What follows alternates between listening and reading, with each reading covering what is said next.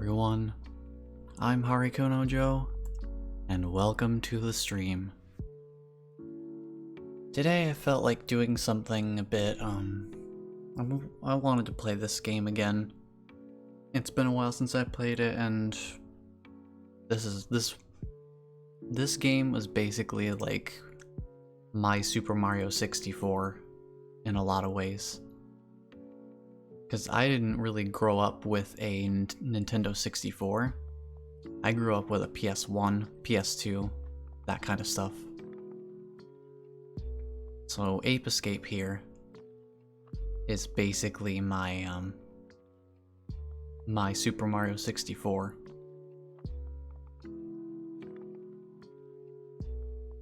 Also, I hope everyone is having a wonderful Memorial Day so far. I want to make sure that I treat that respectfully. Just want to make sure that people know that. I was trying to figure out like how to phrase it in some of my postings. Like, I don't want to say like Happy Memorial Day because it's inherently not like a very happy thing.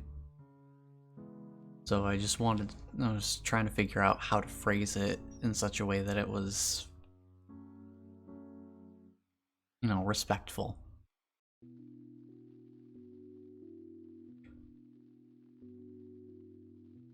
But I do want to also give people a place to hang out if they need to de-stress from whatever's going on in their lives right now.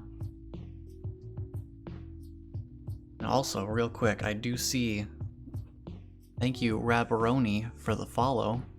I recognize that username. They do some fun streams as well. So thank you for the follow. And I'm keeping it a little calm toward the beginning here, because I know once we get into the game, that things are gonna ramp up a little bit. So I figure we kind of ease our way into that a little bit. Yeah, this game is gonna go a little quick. A little bit.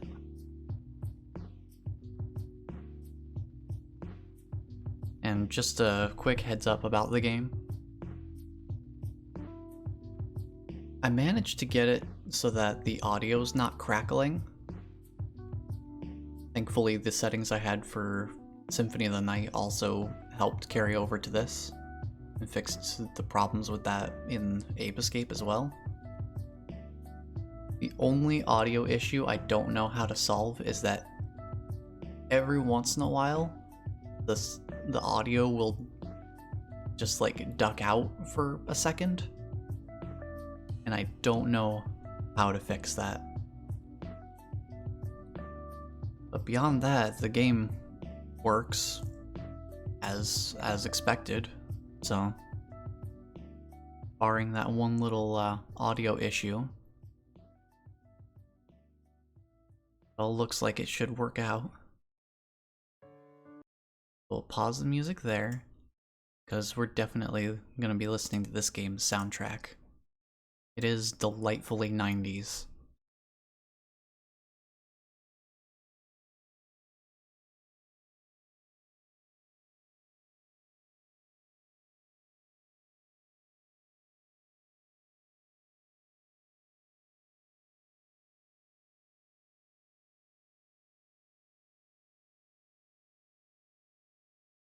And I believe this is the first game that actually requires the DualShock analog controller to play it.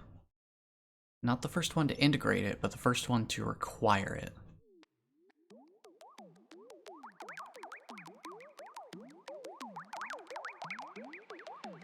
So I'm gonna let this intro sequence play out. This gives you a little bit of context as to what's going on. A little bit. The game will do more explaining later. And that's a quick example of the audio ducking out.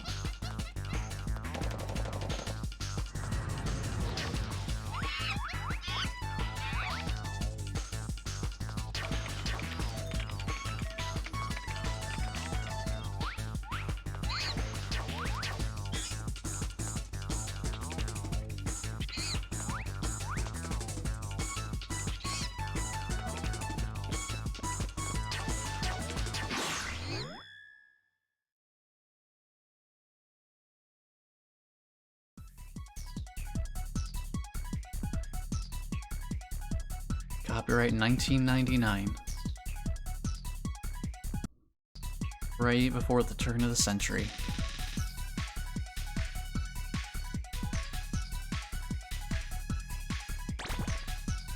We're just gonna start a new game, and this cutscene will give us a little bit more detail.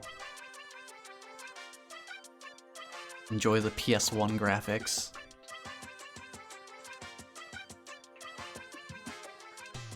Oh yeah, and also, enjoy the voice acting.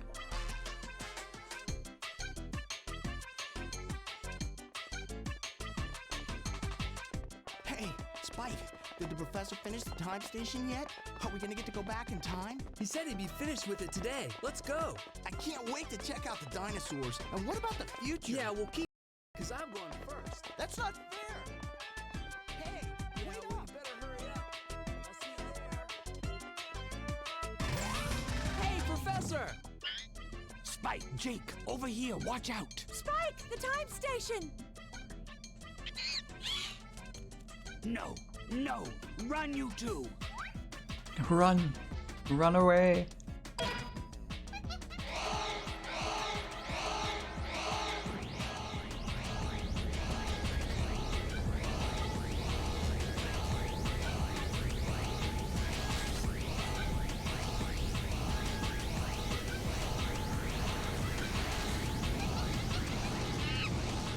There they go.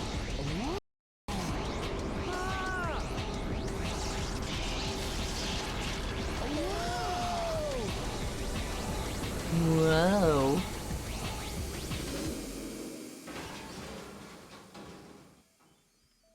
It works. It actually works. We did it, Natalie. We did it. The time station is complete. We don't have time for celebrating. We've got to do something.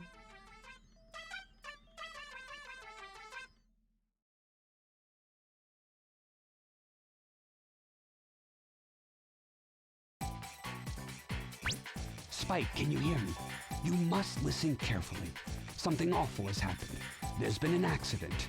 The You're not time kidding. station has been activated by Spectre and you're being transported back in time. You'll soon arrive in the lost land when dinosaurs roam the Earth. Spectre has sent the apes back in time to try to change the course of history. His plans for world domination have begun. And if we don't stop the apes, history will be changed forever. You're our only chance. Two of my gadget inventions, the Stun Club and the Time Net, were also caught in the transport. I want you to use them to catch the apes and send them back here. The Stun Club can be used to defend yourself against attackers. And when you use it on the apes, they'll be stunned. And you'll have an extra second to catch them with the Time Net. There isn't time for any monkey business, Spike. Fate is in your hands. We're depending on you. Be careful. There's no time for monkey business.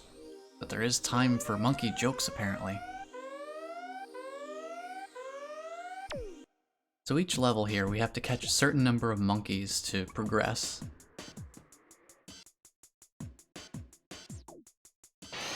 I'm going for it. So here we are. We get to run around in this lovely world.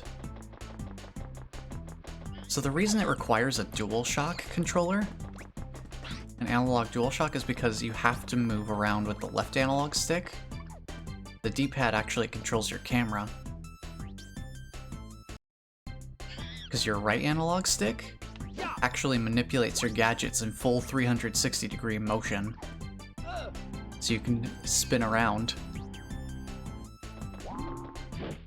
So you actually swing in, like, if you move the stick to the left and the right, you actually swing in those directions.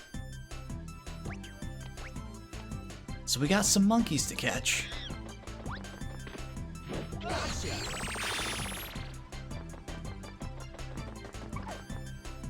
And of course there are some enemies that you can get rid of. Now this game has a control scheme that takes a little bit of getting used to when you first play. Because all your face buttons, triangle, square, circle, and cross, not X, apparently it's called cross, they're corresponding to the different gadgets you have equipped. so that you can switch between them as you're going around. You actually jump with the R1 button. Or R2, but I use R1. So you're actually jumping with a shoulder button. So that's always fun. And these little mailboxes, little messages. Tilt the right stick and swing the stun club in any direction.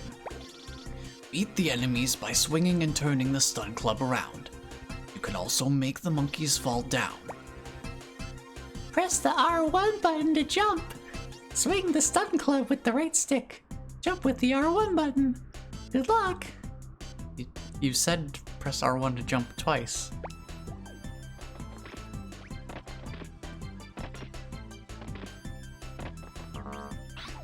So, physics be darned, you can just double jump. Double jumping is the thing you can do. The double jump doesn't get you much extra height, but it oftentimes is just enough. Plus it gives you a tiny bit more hang time.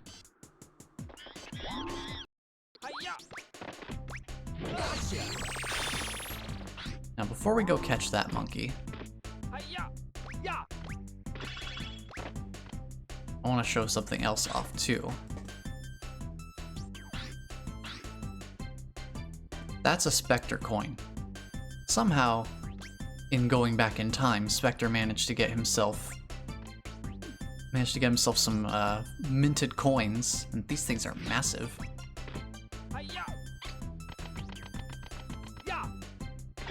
And these are a bonus collectible. I don't think you need any of them. Basically what they do is unlock mini-games for you to play.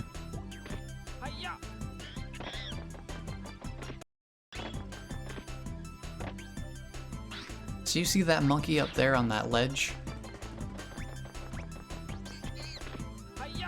We can't really get up there, because our jump doesn't reach high enough.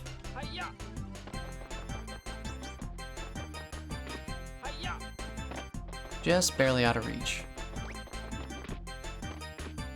So this game has backtracking in it. If you want to get all the monkeys, you'll be getting more gadgets as time goes on, and you'll be able to get monkeys like that that are initially out of your reach. Also, it looks like Spectre has already got himself a space program of some sort, judging by the rocket embedded into the mountainside here. Switch the gadgets you're holding with the face buttons. Switch to the time net to catch monkeys. The time net is swung by tilting or turning the right stick. You can swing the time net in a circle too. I don't know what voice to give her.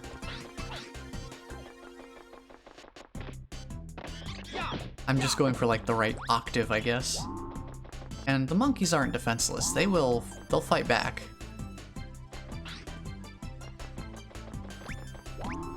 Not only are they leaving like the banana peels that you can actually slip on, but the monkeys will actually like fight back. Yes!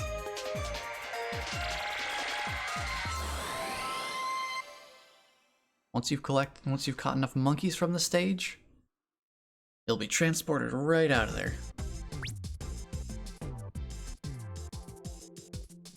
You did great. You did great. I guess I'll do that voice. It's a little less hard on my throat. And a little less annoying. Also, I like how this floor is emblazoned with basically a picture of me. A little like cartoon version. Welcome to the time station. Everything here will help you with your mission. This room is the warp room. In front of you, the round switch will take you to the stage select area. Behind you, the red switch will take you to the load save data area. Be sure to read all the mailbox messages and learn from them. That's basically like how this game transmits its tutorial messages, is through these little mailboxes. Step onto the switch to save the game and check out the monkey data. The other rooms are the training space and minigame corner. You should try them out. So we'll take a quick peek at this menu. I won't stay in it too long because I think it's a little bit of like a seasickness warning because of the background. You can look in the monkey book and actually see information about the monkeys that you've caught. So that's like a little bit of flavor that they're not just monkeys. They're like, they got their own little personalities and characters and whatnot.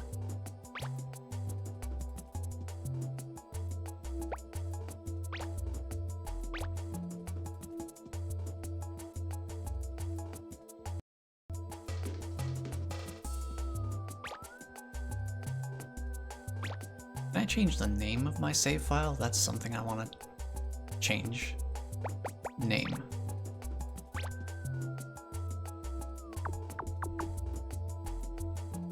We're gonna do...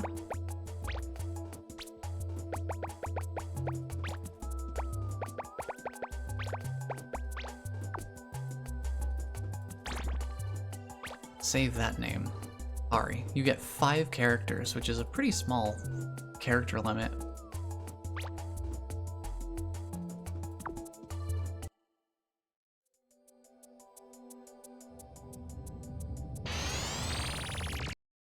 So you'll always come back to this area once you're done with a level, except for a few exceptions.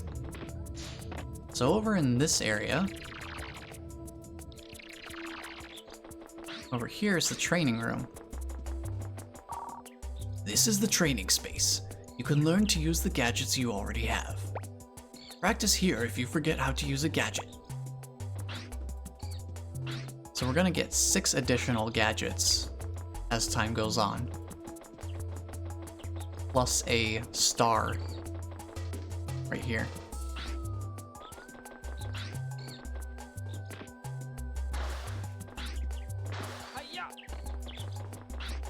Since we haven't acquired any new gadgets yet, there's nothing for us to practice here yet. But that's there in case you need to brush up on your gadget usage. And on the opposite side is the minigame corner. This is the minigame corner. To play a minigame, gather the Spectre coins hidden in the stages. Once you collect the number of Spectre coins on the monitor, you can play that minigame. You can confirm the number of coins you've collected by pressing the start button and then the circle button. So you can see it here under status. Success rate is basically game completion. And you can see how many Spectre coins you have total.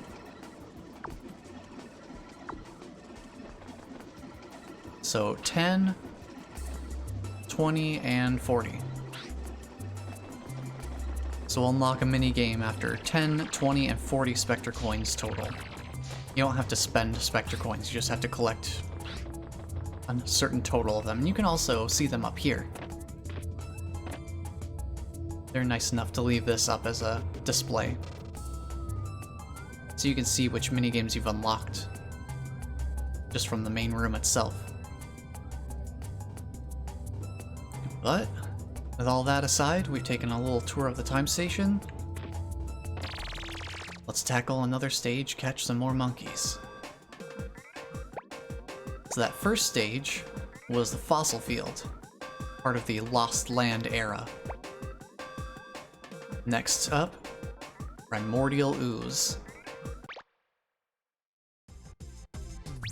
Look what I've got! A new gadget! Check it out! This is the water net. Use it when you're underwater. I equipped it with an oxygen meter. I'm sending the new gadget over to you right now. Try it out in the training room. Without training, it will be too dangerous for you to continue on to the next area. Well, good luck and be careful. So we just got our first gadget. I'm going for it. Well, our first bequeathed gadget. The water net appears when you are in the water. Swim around using the left stick. Exit the water by jumping near the surface of the water. Use the R1 button to jump. To speed up, press the R1 button while swimming or resurfacing. The faster you swim, the faster you'll win. Man, Professor out here giving speedrun tactics. Faster you swim, the faster you win. Heck yeah, about that speedrun in life.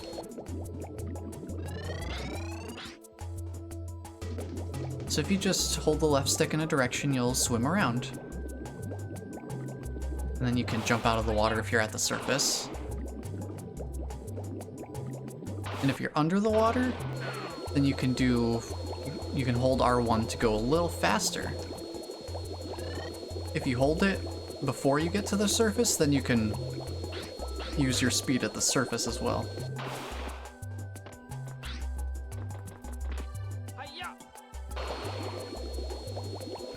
And as long as you're moving, you won't go up to the surface unless you're being pushed up by like a slope or something. The sign on the left shows how the left and right sticks can be pushed in like a button. That's another reason for the DualShock controller, is that the left and right sticks can actually be pushed in. To dive down, press the left stick in. Stop pressing the left stick and you'll swim back toward the surface for air. Push the left stick in to dive. Tilt it away from you to go forward. Swim through the waterway under the waterfall.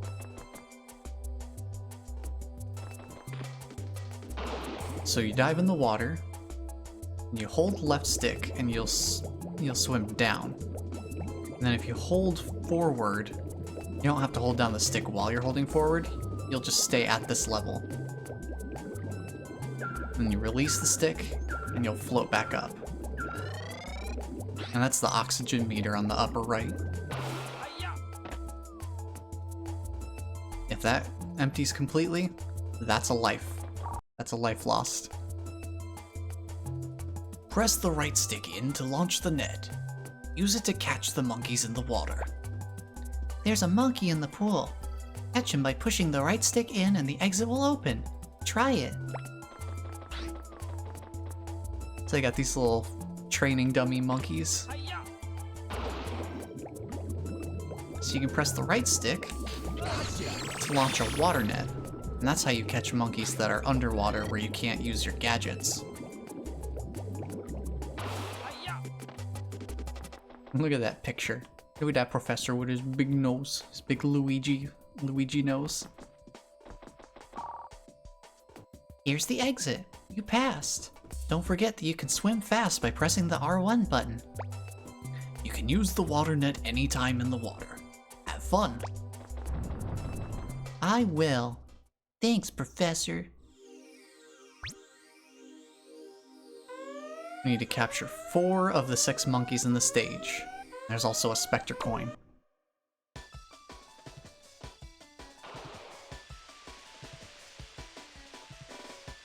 And I love the music in this stage.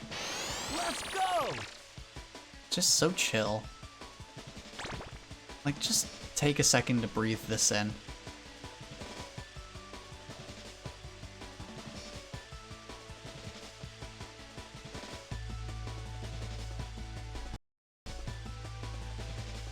Well, thank you, audio, for...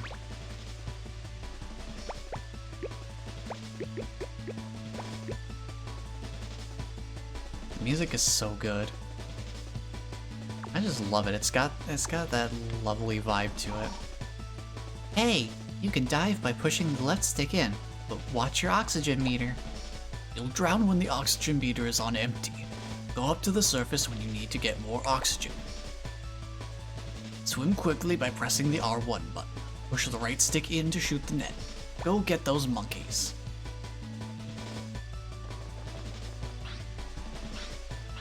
Yeah, look at this guy. Look at this dude. He be vibing.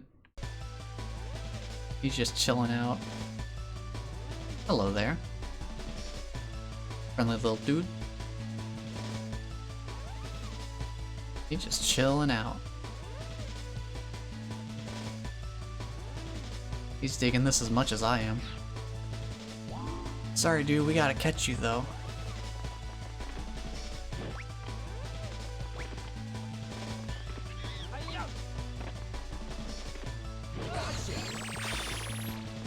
Got him. If you jump up onto a tree, you can climb up and down using the left stick. You're not afraid of heights, right? Have you tried the two-step jump? Not a double jump, a two-step jump. Press the R1 button, then do a two-step jump by pressing the R1 button again. With the two-step jump, you'll reach higher places. Just press the R1 button during the R1 button jump.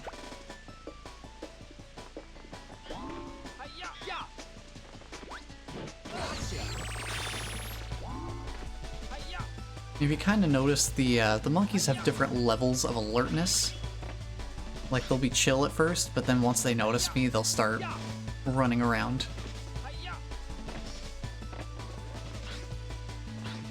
The game slowly reveals these mechanics to you, because they don't want you to get overwhelmed by a ton of stuff out the gate.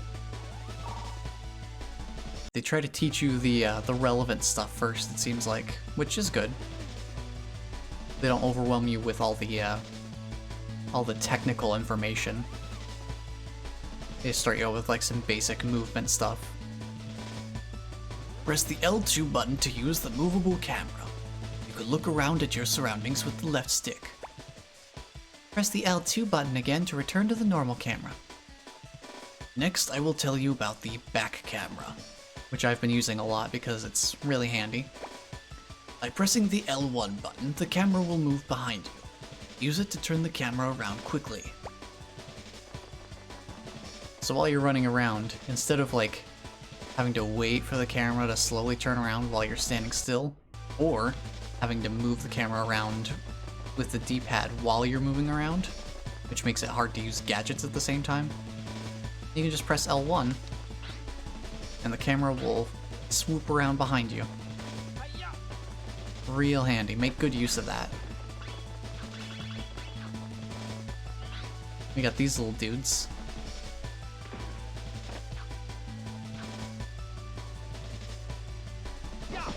These little Yoshi Birdo things. Ow.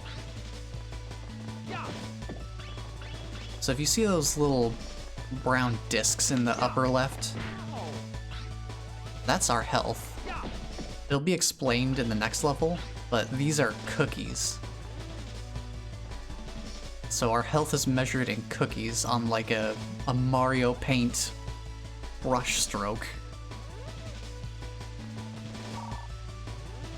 You can take cover by pushing the left stick in. This way you can crawl to the monkeys without being noticed. You can swing the time net with the right stick while under cover. Sneak up on the monkeys and catch them off guard. And this is the cool part. So you hear the music as it is right now? Listen what happens when I go, as they call it, undercover. The music gets chill. It cuts out all the percussion and brings the mix down.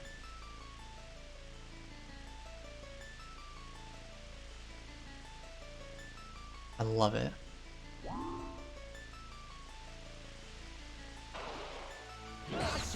That way you can catch the unattended monkeys without giving away your position by like sprinting up to them. Worth noting, you can also, because you have an analog stick to work with, you can like tiptoe, walk, and run. So you have different levels of speed at which you can move around in.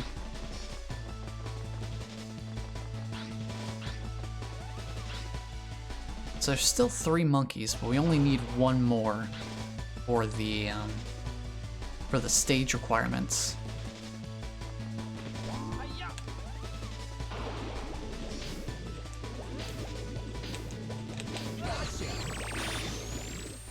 Yes! So we'll catch that guy and the stage, But real quick, I'm gonna go back to that stage because we can catch the other two monkeys right now. And they're not too tough to get. You did great.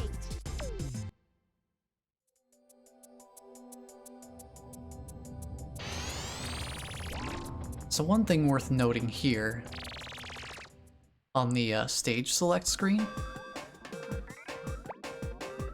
is that you can see that this stage says cleared and has a Spectre coin symbol over it, and this one doesn't.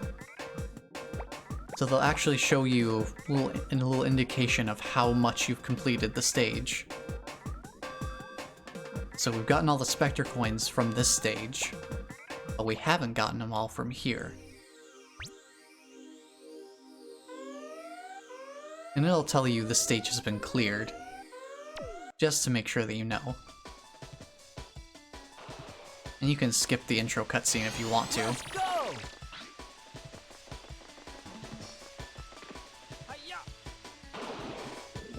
But what you want to do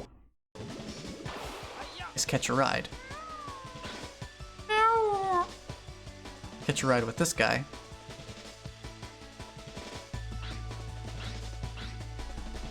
Because he does a loop around.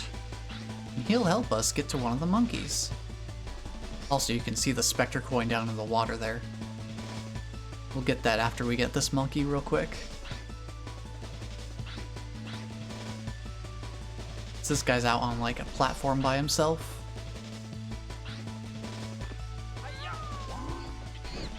Try to catch him before he jumps into the water.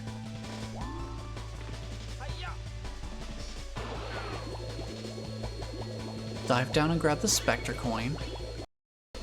And these little triangle things I've been picking up, they're called chips.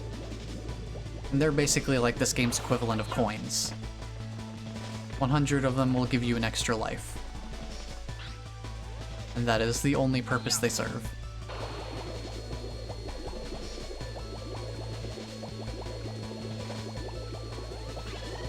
So it's not terribly important to grab them all.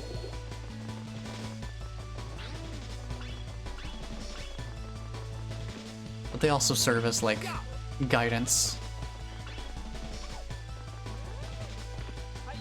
to help kind of like point you in the right direction.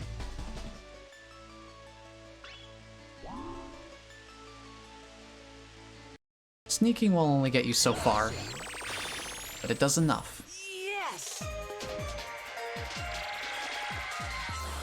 Also, do you like the photobombing enemy there with his puffy cheeks? So that's the first stage we've completed with all monkeys. You did it. So you get a bit of like a different message for that, letting you know that you got 100% of the monkeys in that stage.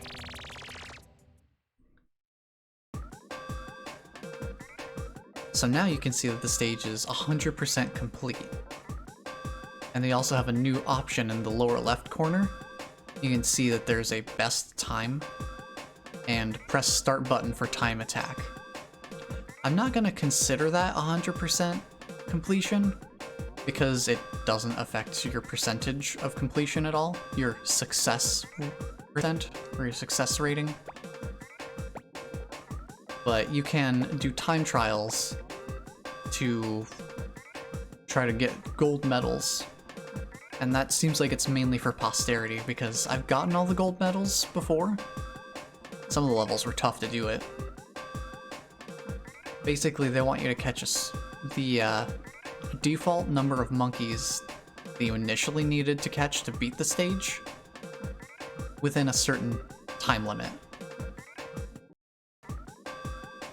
Or I guess rather, it keeps track of how long you spend and gives you a medal based on your performance. But I don't think it gives you anything specifically, so I'm not going to worry about it. I'll probably show off one or two at some point, but for now, we'll just try to catch all the monkeys we can. Let's go!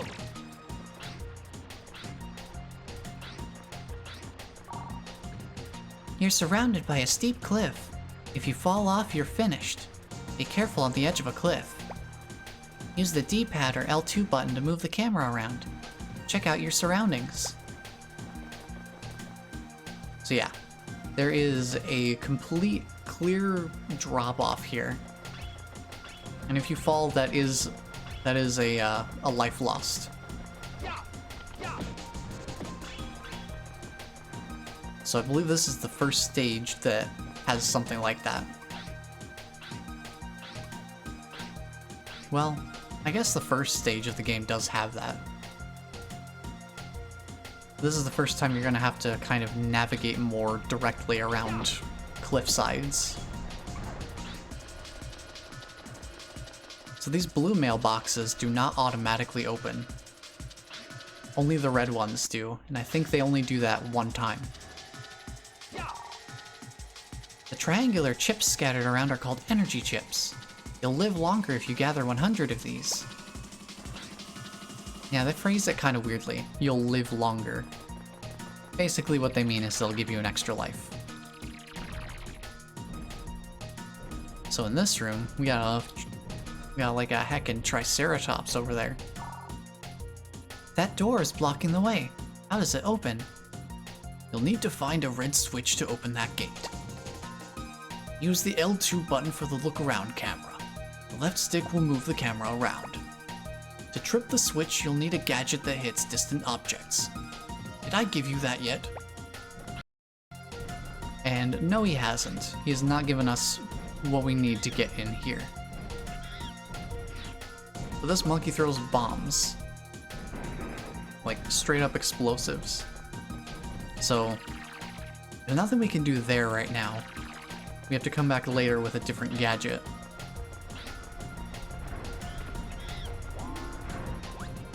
This monkey will actually, like, throw rocks at us. So, best to try to catch him sooner rather than later to avoid taking too much damage.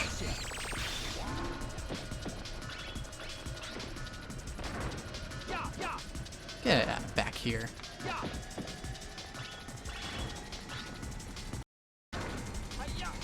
Got a moving platform here.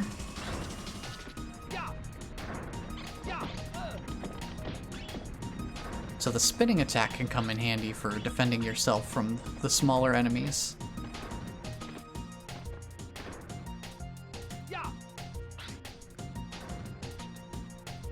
So what's the difference between a pterodactyl and a pteranodon? Because I'm not sure which one this would be. Real quick, grab the Spectre coin and take a little slide down. This is the first we've seen of these specifically, where it's a slippery surface. You cannot climb up, specifically. But some surfaces you can jump off of. Some slippery surfaces, they let you jump off of them. Other ones, like this wall, not so much.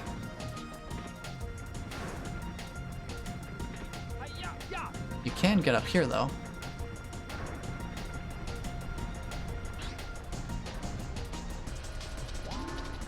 And there's this dude hanging out. That leaves us with one monkey. Now we've got two choices as to which monkey we could capture here, since one of them is off limits for the time being. One of them's hiding under these eggshells. But, Mama Pteranodon here does not appreciate her nest being disturbed. So she'll swoop down and try to attack us.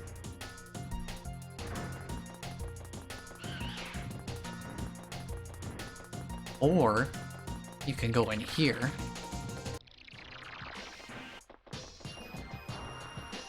With the spooky music. The T-Rex is very aggressive and won't be hurt by your weapons. Hit the T-Rex and run to the rocks. When the T-Rex runs after you, jump up out of the way. If he hits his head hard enough, T-Rex just might drop that monkey. So really what you can do is just stand in front of him, and he'll just ram his head. There's a monkey on the back.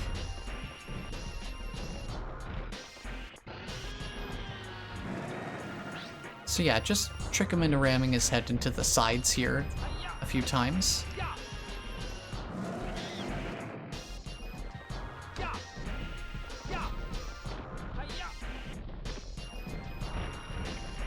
And eventually the monkey will fall off.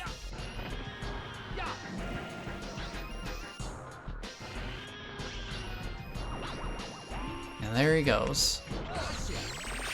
We caught him. Yes!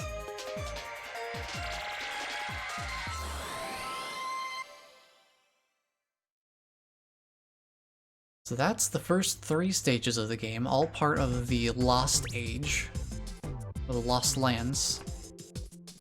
You did great.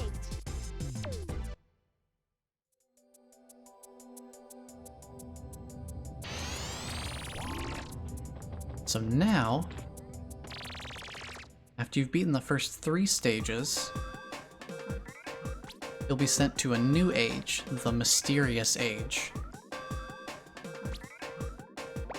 So you have the Lost Land, moving into the Mysterious Age. So each age basically has 3 stages to it. Look what I... New gadget. Check it out. Here's a monkey radar. It'll help you track those monkeys down. I'm sending the new gadget over to you right now. Try it out in the training room. Without training, it will be too dangerous for you to continue on to the next area. Well, good luck and be careful. So we get a monkey radar. Let's go! Because this next area that we're going to branches off into several different paths off of the main area where we started. This is meant to help you find monkeys, basically. A monkey radar is a gadget for finding monkeys. Turn the radar by rotating the right stick. The sound changes when the radar detects the direction of a monkey. The closer you are to the monkey, the louder the sound will get. You can find them easily by rotating the right stick. As a quick little example.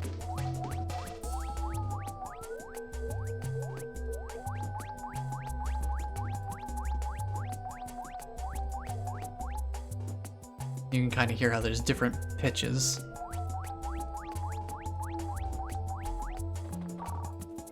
Use the radar to find the monkeys hiding in the boxes. The exit will open when you find 3 monkeys. Find the monkeys by rotating the radar, then step on the red switches to open the boxes. Don't open a box without a monkey or you'll have to start over. Listen to the radar's sound. So this is the most intense that the radar sound can get. This means you're right next to a monkey.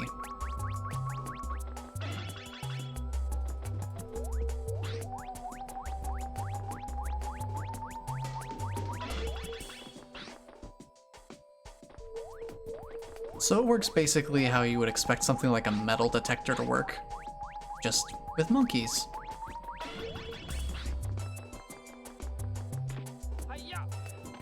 Another interesting little tidbit about the radar. So the stun club can be used to activate different, since it can be used as a weapon, it can activate different switches and stuff that you need to hit. But if you wanted to try a no stun club playthrough, you can actually use the radar with this butt womp technique, and the radar will actually have a damaging hitbox that you can use to attack things and hit switches. It's definitely not as convenient, but if you're looking for a challenge run to play through, no stun club is possible. Not simple, but possible. Or not easy. It is simple, just don't use the stun club. To use the monkey radar, press the start button and then the triangle button to go to the gadget select screen. You must set up each new gadget in order to use them. Press the start button and then the triangle button.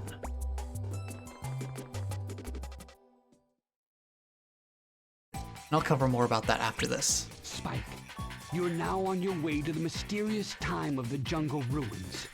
You must navigate through thick jungles filled with beasts never seen before. Go on to explore the temple ruins, but be very careful. The temple is laden with treacherous pathways and dark dungeons. Oh yes, and you may have already noticed one thing.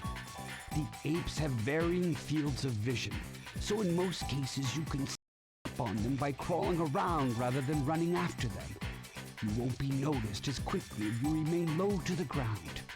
You'll discover many great things on your journey, but try to stay focused. You must locate all of the apes. Every second that passes gives Spectre a chance to succeed. We're counting on you.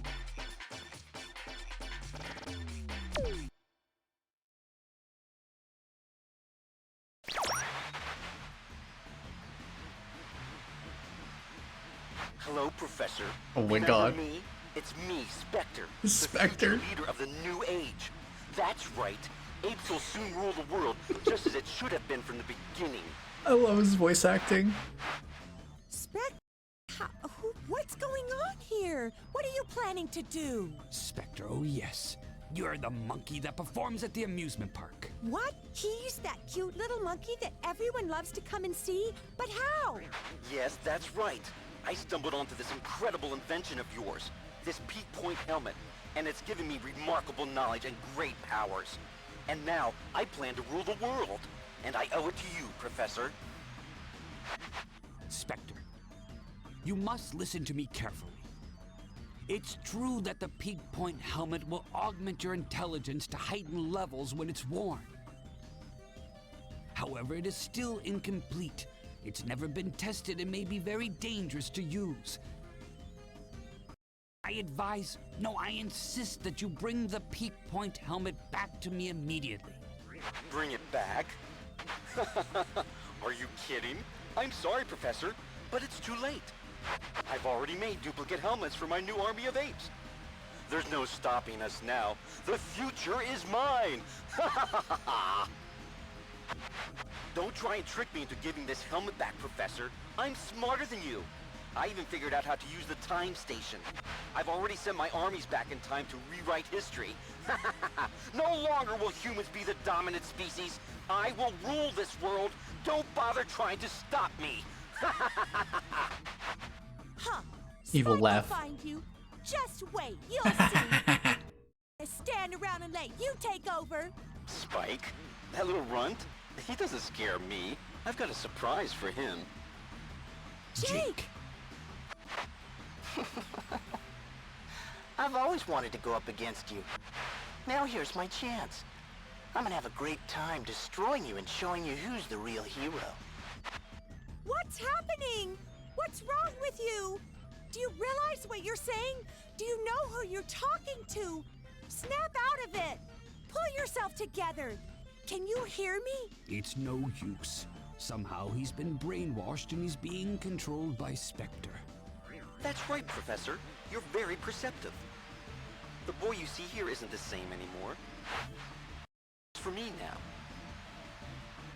I'm in control, and no one can stop me, especially not you. Well, I've got to go now, but I'm sure we'll be talking again soon. Ta-ta.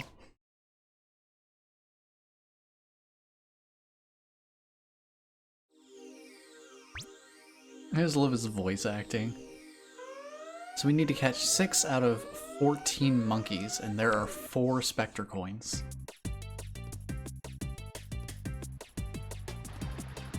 So from this point onward, we're just gonna go through the stage Let's go! to get the monkeys. We're not gonna focus as much on like Spectre coins and going out of our way to collect stuff, because we're gonna have to revisit these stages once we have more gadgets. Looks like the monkeys are hiding somewhere. Find them using the monkey radar. To use a new gadget, press the start button and then the triangle button. Assign the gadget to the face buttons in the gadget select screen. One quick thing that the game doesn't tell you until a little bit later is that you can also just press select to quickly go to the gadget screen. And so whatever gadget you're hovering over, press a button and you'll switch where it's equipped to. So I usually have it on the circle button, but I probably don't need it anyway, because I personally remember where the monkeys are.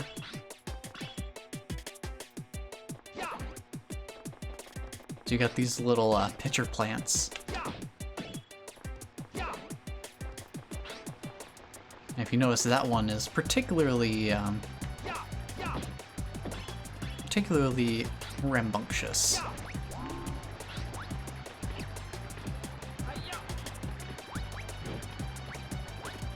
Try not to get chomped.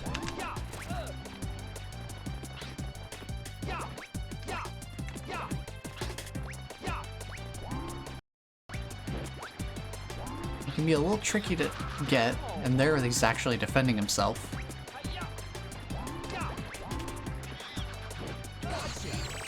Ran right into my net.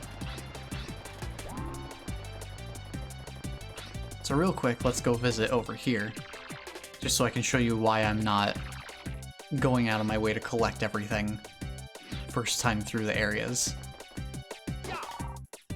The results of my scanning show that there's something on the other side of that valley. You need a flying gadget to get over the valley.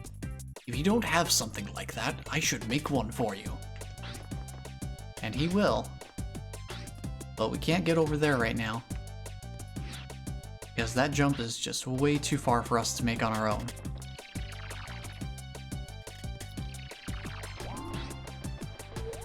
Here's a quick example of how the monkey radar works. With the real monkeys, it's a little different. So the functionality is the same, but you can actually press L2 to actually look at the monkey where they are. So you can see their information and their stats. So you can see that he's carrying around a gun. The monkeys that are wearing black pants and shades, they have guns. And sometimes other artillery. Fun thing is you can actually see yourself in the background if you're within range.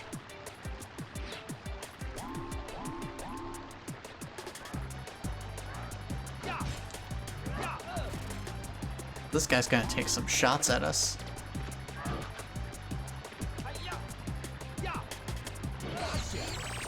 Got nowhere to run.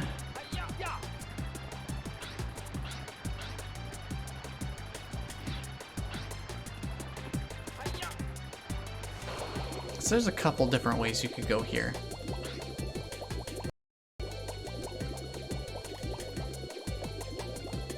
So you can go through that tunnel. There's another tunnel over here that I'm gonna go to, because there's something interesting I want to show off here.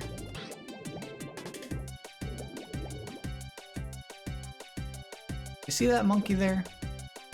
This monkey's gonna be a pain, because he's already onto us. He's already looking for us. And he's getting into a spaceship. He's just getting into a straight up spaceship there. So yeah, he's flying around, and I think he can shoot at us too.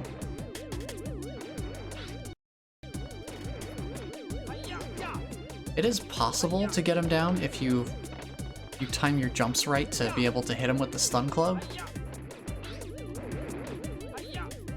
But his flight pattern can be a bit erratic at times, so it can be hard to hit him. What you're meant to do is come back with the gadget that lets you hit things from far away. I want to see if I can actually get him with this. I haven't done this in a while. See, he's like juking me. He got them jukes.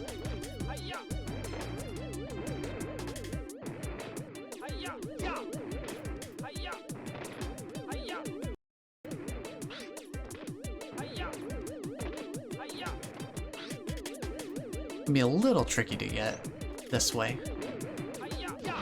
But 3 hits will take him down. And you got yourself a monkey. Just swing your way out of those guys.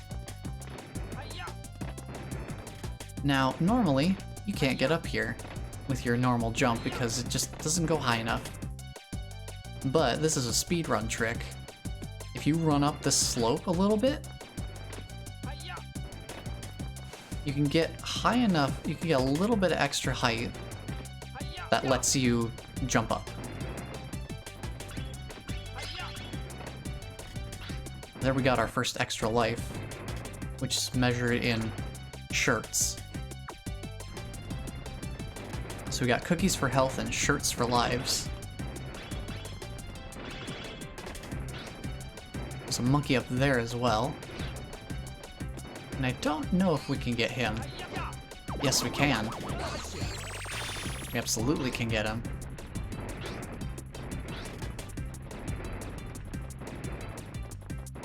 Try to watch out for the rocks. The Spectre coins open up the mini-games in the time station. Try and find as many as you can. I don't know why he's saying that here. There are no Spectre coins in this area.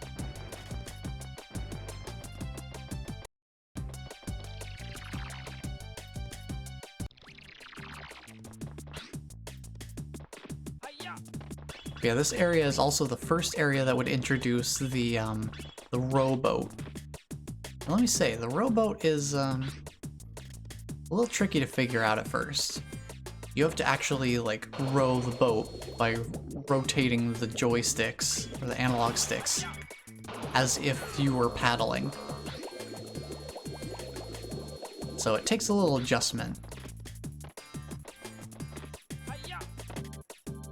But I found this out somewhat recently, that if you're in the rowboat and you just hold both analog sticks forward, you will go forward. It's just turning that becomes a little complicated.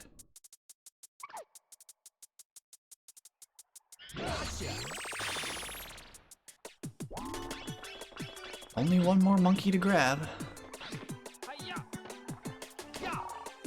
Don't hurt the precious plants in this period. Yeah, don't hit the trunks of large trees with the stun club. They're real delicate. We put a cookie jar over there. Hit it as many times as you need to fill yourself up.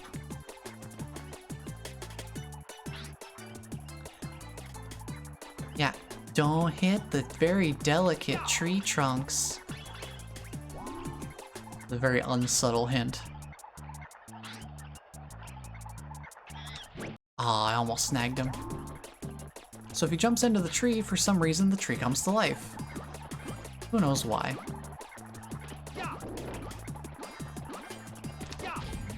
What you want to do is hit both of the his little boxing glove branch arms.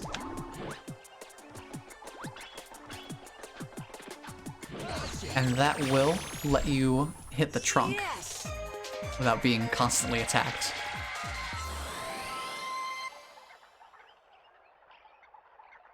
So we'll be coming back to all these areas later once we have other gadgets. You did great.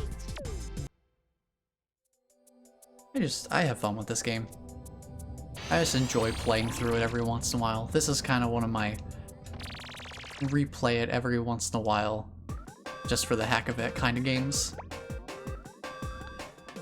Next up, Dark Ruins.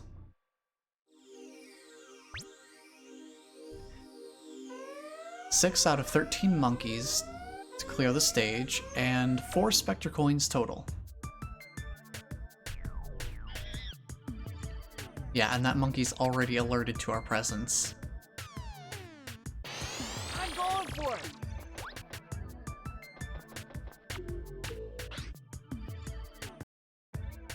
So look at these funky little enemies walking around.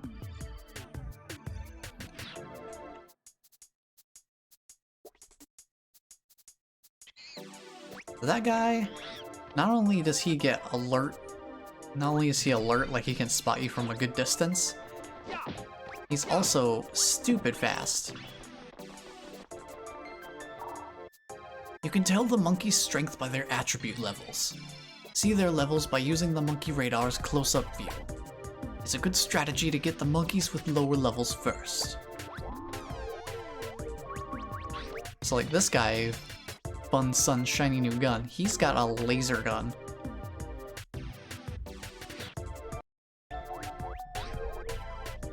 This one's worn out from running. His speed is a 4 out of 5. Alertness is a 3.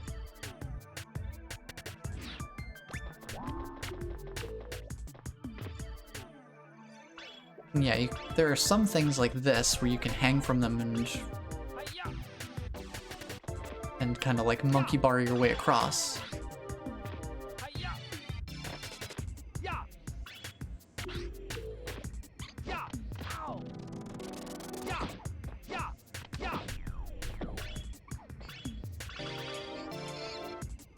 So yeah, this guy is fast and hard to sneak up on, so it's usually not worth trying to chase him down.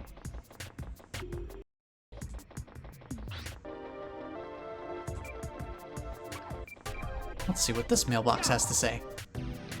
Looks like there's a block inside the ruins that you could push out of your way. Try pushing a block that looks out of place.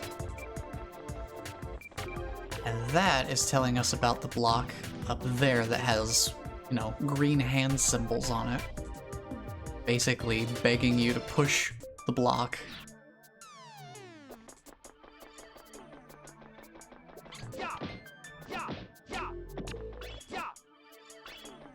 One thing I also forgot is that you can your gadget swing speed is actually affected by how fast you flick the analog stick. So like if I go really slow, my swing is also really slow. Like look how slow that swing is. Versus if I flick it, it's real quick versus really slow. So that's fun. There's danger ahead. This area is difficult for beginners. Don't go further unless you've had experience exploring similar areas. Which I have. Let's deal with these flying dudes real quick.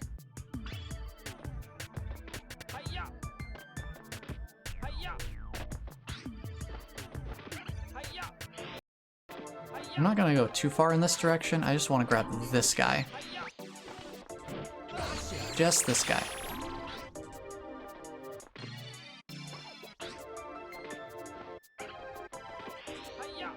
I'm not gonna go into the, that temple thing up there. Those ruins? No thanks. We're gonna go in here instead.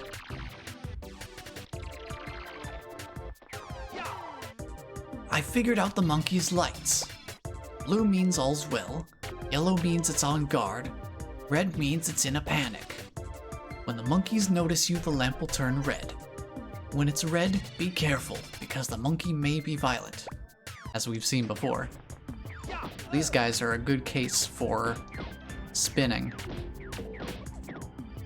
Just let the enemies come to you.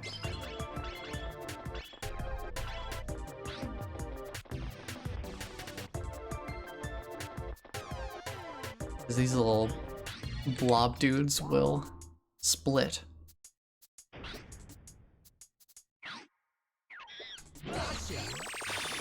Got him.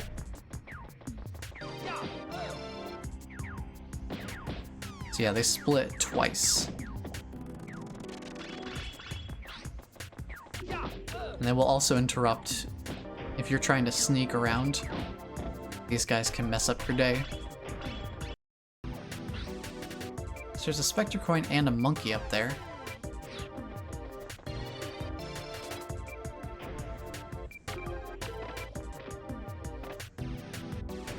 So you don't want to fall down there. So that's just a straight up death pit.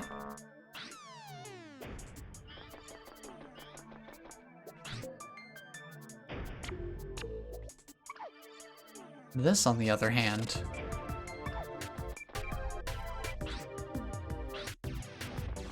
not as much of a death pit.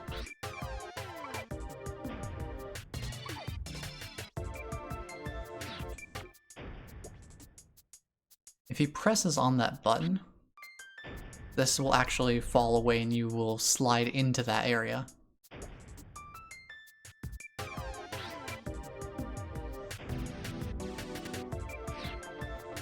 He's a little too alert though.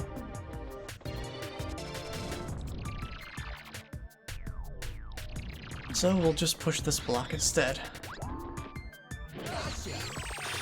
Once we catch this monkey.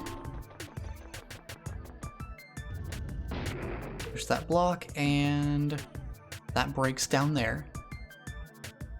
Now this game does have fall damage. So if I jump from up here down into that area, I would take a cookie's worth of fall damage. I think all fall damage just counts as one cookie of damage. But if you jump down and swing a gadget, it cancels the fall damage. Another speedrun tactic. So that's handy to know. If you're falling really far, try swinging a gadget. Just like swing the stick and hold it out there.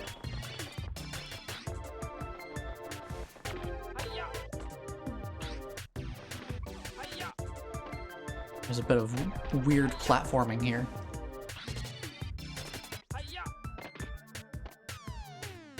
These like super skinny platforms that are practically two-dimensional.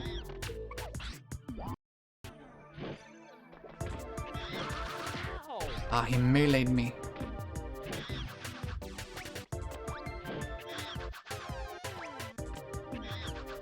Can you stop that? He's so close to the net. So yeah, watch out for those gunshots. So...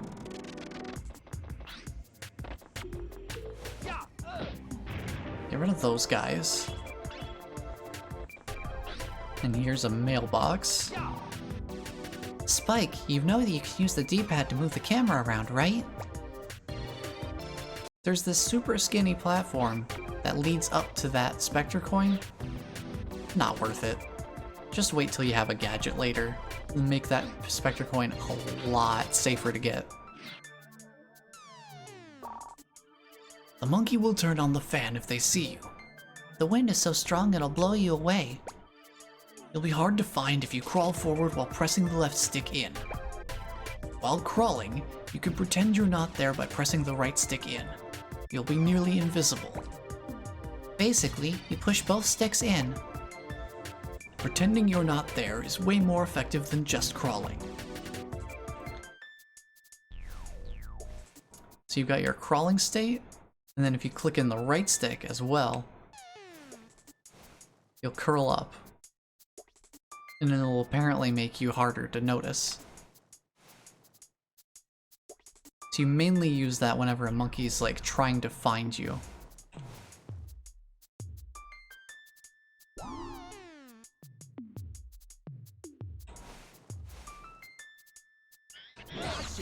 You want to catch those guys for sure as soon as you can without letting them spot you. I don't know if you noticed in the time that I've had him on screen there. He had a backpack and he had goggles. He had like red and green goggles. Red and green goggle monkeys with backpacks. Bad news all around.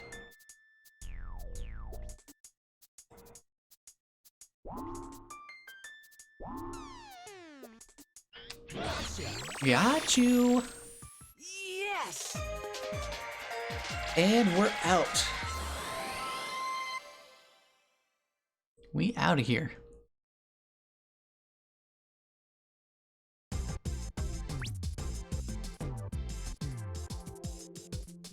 You did great. Another stage cleared.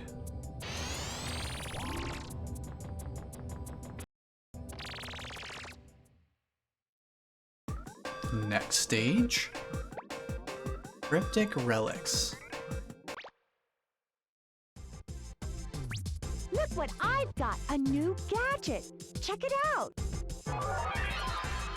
Here's the slingback shooter. Just pull back and shoot. I'm sending the new gadget over to you right now. Try it out in the training room. Without training, it will be too dangerous for you to continue on to the next area. Well, good luck and be careful. I love his description. This is the slingback shooter. Just pull back and shoot. That's all you have to do is pull back and shoot. So yeah, now we have something with a bit of range to it. And thankfully the hitboxes are a little generous in some cases. Use the slingback shooter to destroy distant enemies. Tilt the right stick towards you and release to launch a bullet. Tilt and rotate the right stick to set the target. The bullet will be aimed at the blue cursor. Good luck. I almost never use it pre-aim like this because the precision just works out so much better.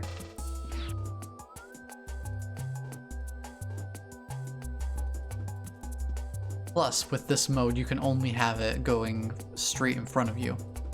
You can't angle it like this.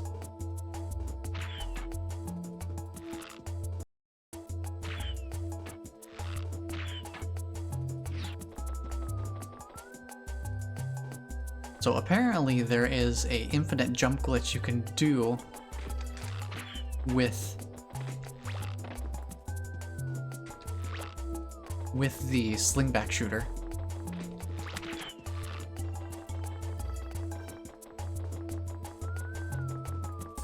But I don't know what it is, and I haven't practiced it, and I don't really find much of a use for it outside of speedrunning.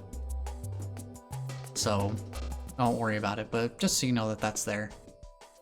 It's an infinite jump thing you can do with the slingback shooter. The L2 button will help you hit switches that are out of reach. Press the L2 button to use your slingback shooter with the target view. Adjust your target with the left stick. Press the L2 button again for a normal view. Now, push the L2 button to use the slingback shooter's target view and hit the red switch above the door.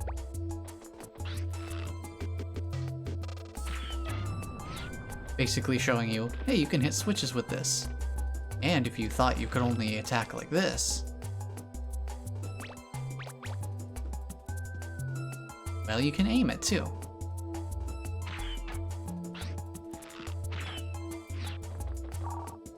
The slingback shooter can use 3 types of bullets: normal bullets, flash bullets, and guided bullets. When you have the slingback shooter, you can change bullets by pressing the right stick in. Only the normal bullets have an endless supply. When the other bullets run out, pick up items to refill them. Try it out now. Change the bullets by pressing the right stick in. Aim with the L2 button. Go get 'em. You can also press the same button that the slingback shooter is equipped to cycle through if you don't want to click the stick.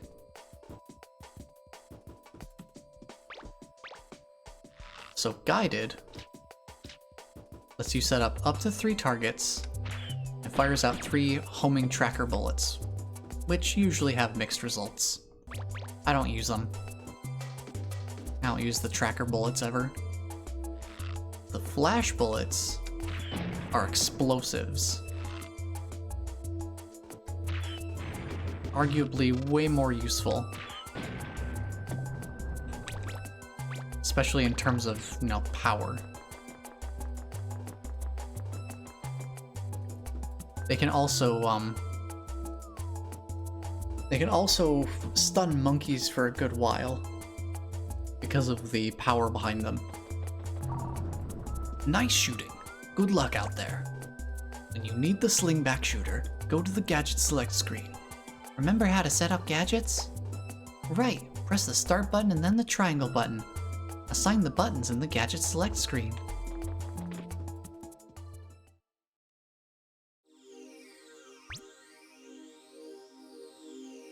So we need 5 out of the 8 monkeys, and there's only 1 Spectre coin.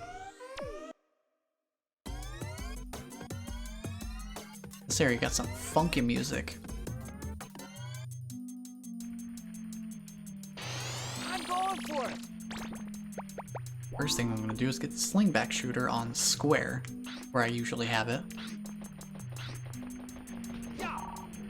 If you focus on the monkeys, the enemy will get you.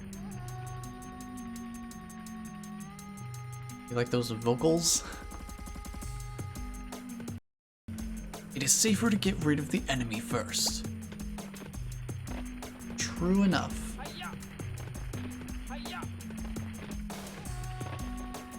Start by heading straight ahead, dealing with these walking melons. Not sure what they look like.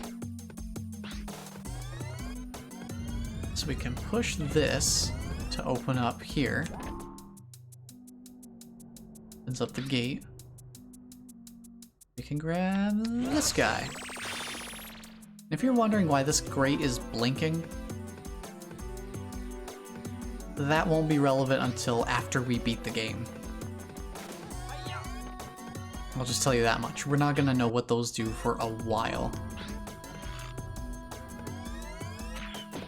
Get out of here.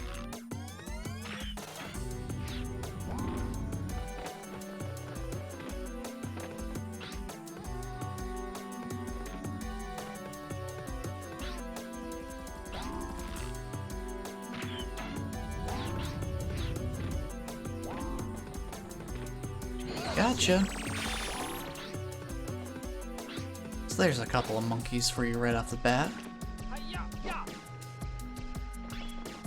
Just make sure I didn't take any fall damage in case that was a height that you could. Don't forget your sling back shooter. Yeah, sure, that's what it's called. Don't forget your sling back shooter. Push the start button and... well, you must have it memorized by now. Press the L2 button to aim at a target far away with the slingback shooter. With these switches we can activate with the stun club as well.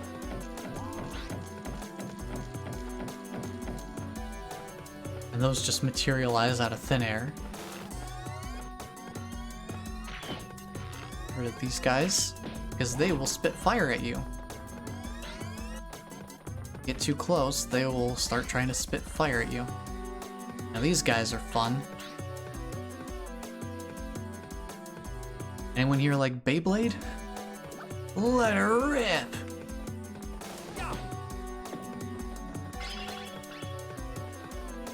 If you try to attack them while they're in top form, you'll just bounce them off. They'll just bounce straight off. You have to get outside of their attack range and then they'll stop spinning. And you hit them while they're returning to their resting spot.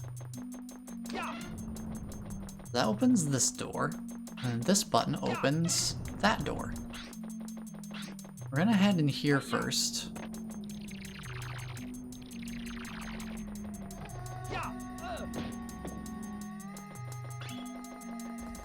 So those little red orbs that you've seen, that's our explosives ammo, our flash bullets for the slingback shooter.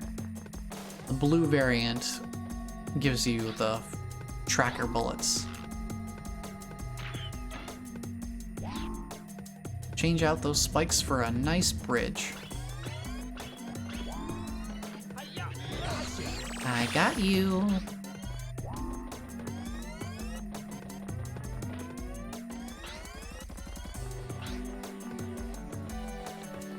See, I just enjoy running through this game every so often. It's like I don't even have to feel like a specific urge to play it, like, oh, I need to play this again. It's just one of those games I like to come back to every once in a while.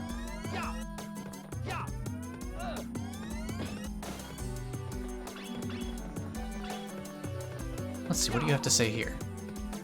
Speed the camera turn with the L1 button. Once you learn the L1 back camera, you'll like it.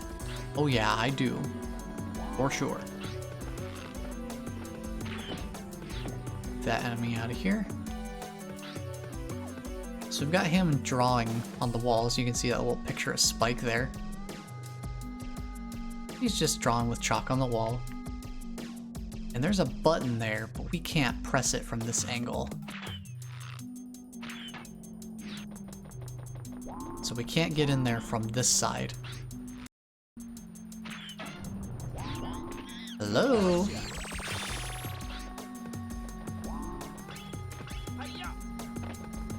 So there's a Spectre coin there that's just a little far out of reach.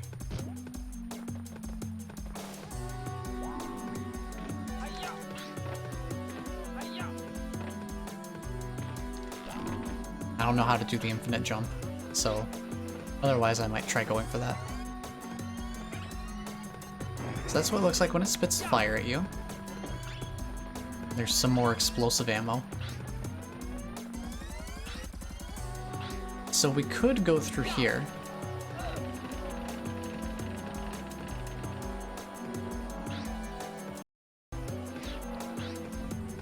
But since we only need one more monkey, I'm thinking we'll visit this area real quick instead.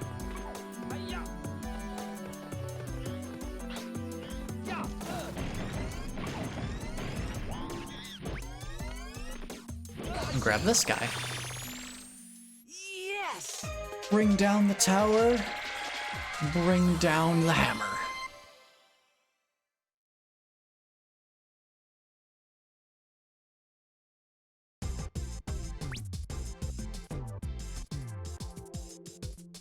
You did great. Mission accomplished. But now, it's time for something a little different. Stadium attack. I've been waiting for this for a long time. This is just between you and me.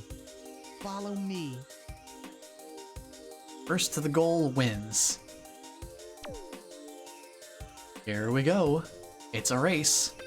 Let's go! Race to the finish. So these are definitely hard to do the first time you play. And they're even sometimes hard, even when I know what to do. Now there's some parts like this where he just speeds through and it's ridiculous how fast he's going. Then there are other parts that he kind of lags behind. Quick trick here. Sliding down here, if you jump right before the end, you'll keep your momentum. You don't have to wait for your momentum to die down.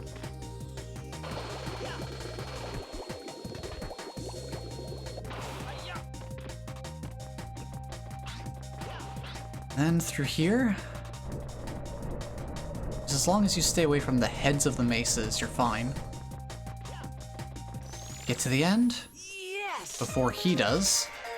Got a little mini map in the lower right corner, in case you want to keep tabs on him.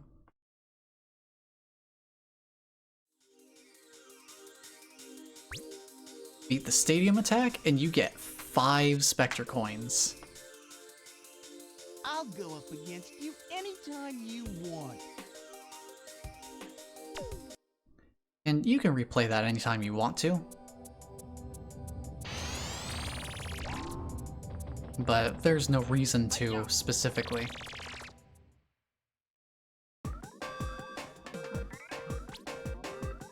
But so real quick, before we move on to Oceania. This was the stage that we cleared, and then we went to Dimension X for a stadium attack.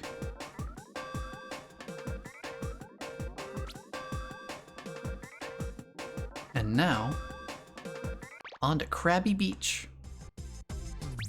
Look what I've got. A New gadget. Check it out. This is the Super Hoop. It protects you and makes you run faster. I'm sending the new gadget over to you right now. Try it out in the training room. Without training, it will be too dangerous for you to continue on to the next area. Well, good luck and be careful. So now we can run like Sonic. Let's go!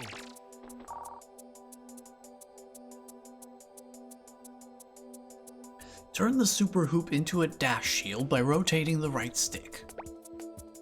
While it's a dash shield, you'll run quickly and you can smack into the enemies.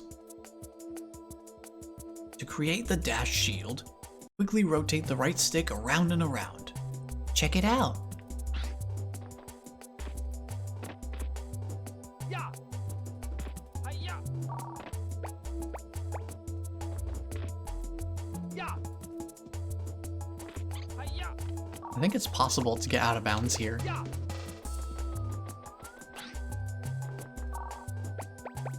The only thing I don't like is that this is an auto-open mailbox. Yeah. Hi-ya. Yeah. Yep, you can get out of bounds. Oh man, I've seen this in the speedruns. So that's funny. So you can actually get out of bounds here. So that's fun.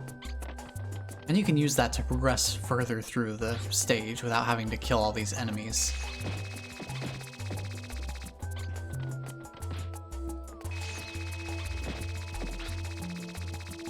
Yeah, we start going like full Naruto run power. So you just have to spin the hoop around and that'll charge it up. Step on the switch to open the gate. Once you're off the switch, the gate will shut. Get the super hoop going and run before the gate closes on you.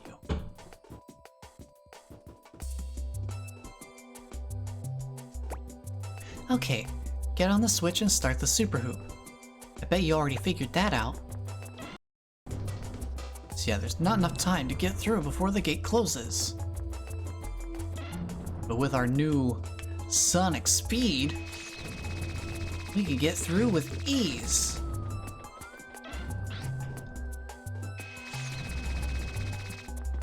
You can also cancel the charge at any time by switching to another gadget or pressing the super hoop button. Way to go! You spin that hoop like a pro. You can also turn the super hoop while running. You probably haven't forgotten, but set up your new gadget in the gadget select screen. Here's a secret. You can also request the gadget select screen with the select button. It's easier that way. Yes, it is.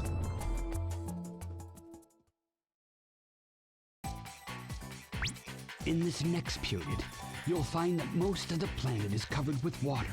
The water net will be very useful in catching the apes. There are lots of dangerous creatures below the surface. Be careful.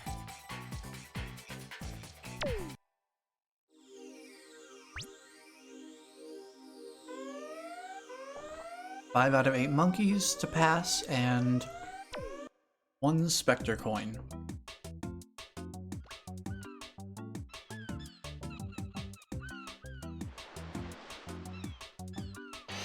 I'm going for it. Alright, a day at the beach. Let's go. Try pressing the left stick in while jumping. You'll land straight down with a hip drop attack. Hi-ya. So that was this move that I showed off a couple times. Hi-ya. You just plummet straight down.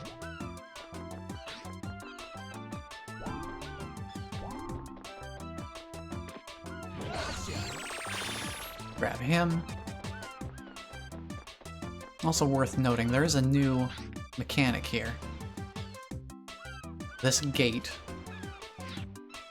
which the mailbox will kindly explain to us in a second once I've Hi-ya. caught this guy. Also, looking at the ocean over here, it just makes the game lag no matter what.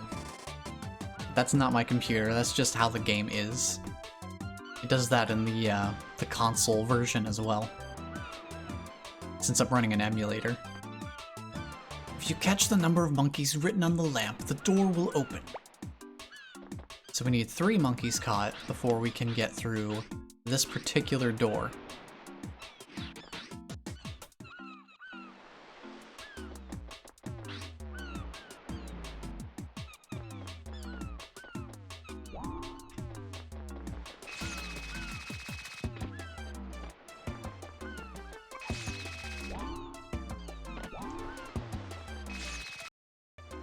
So if you switch to a gadget, right before you jump out of your super hoop, you'll retain the momentum. And that lets you sneak up on these monkeys a lot quicker. They're a lot easier to snag that way.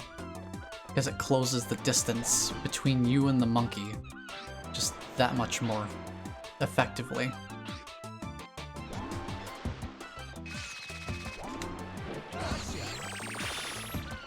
That way they have less time to notice you.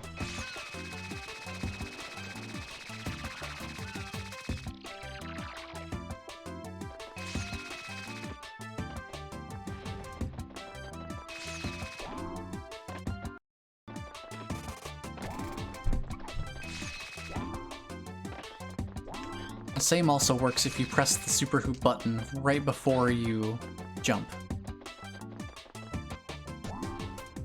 Again, I think those are some speedrun techniques, but I haven't practiced them too much, because I don't speedrun. It's dangerous to fall from a high place. Land as gently as you can. Don't run around near the edge of a cliff. Also, you can slip on these crabs as if they were banana peels. Them slippery crabs.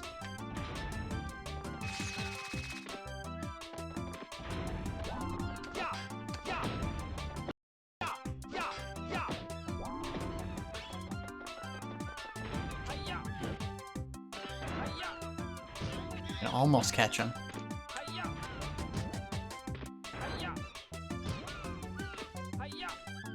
I feel like it's possible to catch this guy just by doing the butt womp, the hip drop attack.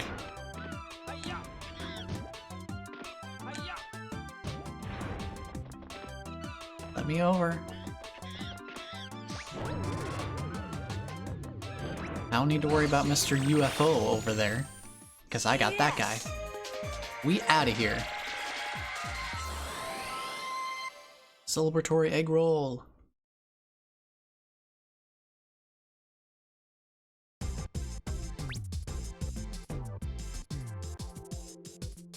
You did great.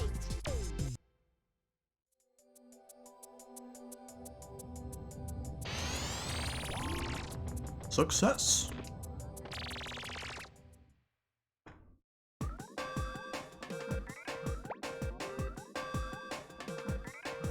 Off to the coral cave.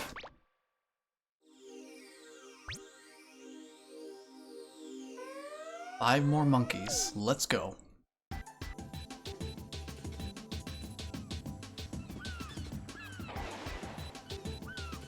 Hope you like sharks.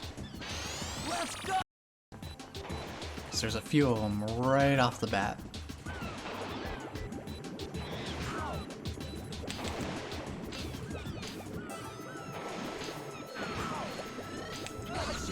Aha, I got him.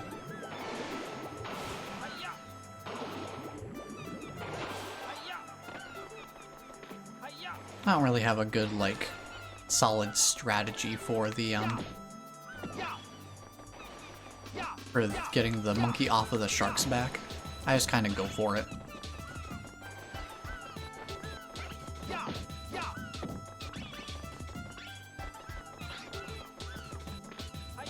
Now before we do this little area of stuff, it's worth getting rid of this guy just in case he messes up your movement. It is entirely possible that he can mess up your movement while you're trying to get through here. Because what this does is it lowers that bridge temporarily.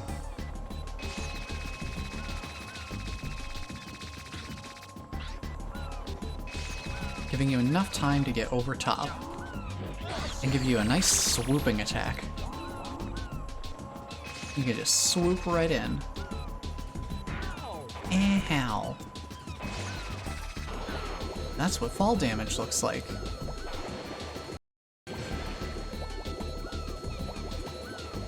Swim right under here. Got a cookie jar here in case you need it from the sharks and whatnot.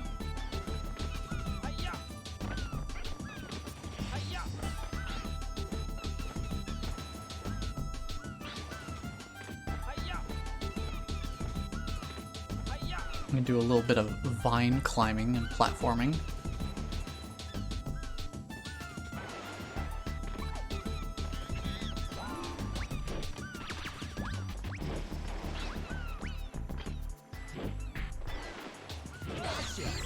Grab him. I think he has the potential to dive in the water if you don't catch him. So try to catch him before that happens. And then we'll head over here. Excuse me, sir. Guess what? I've discovered something. The color of the monkey's pants shows their abilities. According to the results of my experiments, monkeys in yellow pants are your common normal monkeys. So yellow pants, nothing, no special traits specific to them.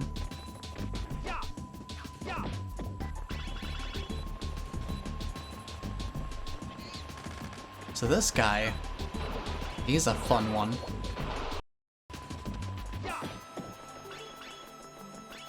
How many monkeys do I need now? Yeah, 2 more. This guy's got a submarine turret going on.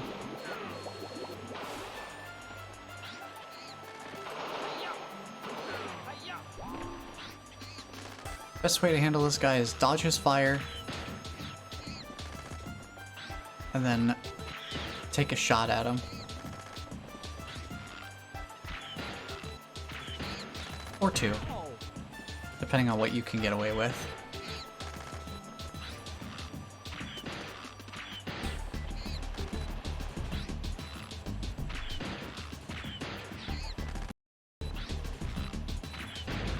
Because eventually it will break. And there will be nothing he can do.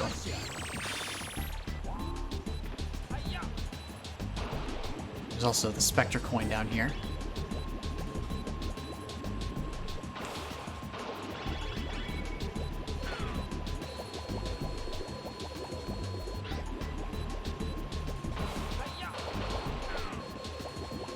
Grab this cookie here, and then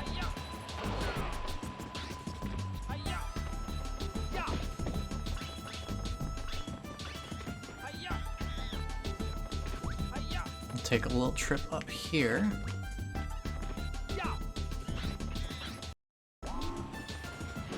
Give this guy a visit. Yes! And we didn't see this area. There's an area with these like swinging anchor things. If you cross the bridge, you get to a monkey that's, I think, repairing a UFO. You did great. I don't think he actually uses the UFO, I think he's just repairing it. Now we've gotten enough Spectre coins for the first minigame. I'm gonna go save real quick, because I haven't saved in quite a while.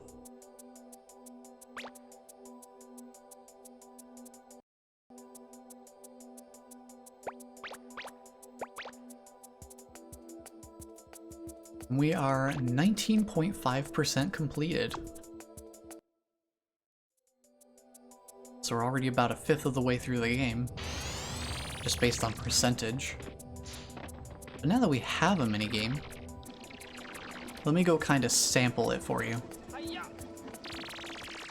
I'm not a big fan of this minigame personally, but I do want to show it off just so you can see what it is. So here's the demo. Basically like turbo skiing.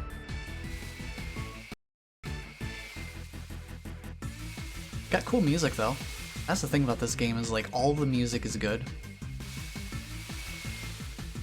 So you got these little like paper cutouts, versions of the characters racing around on these rocket-powered skis.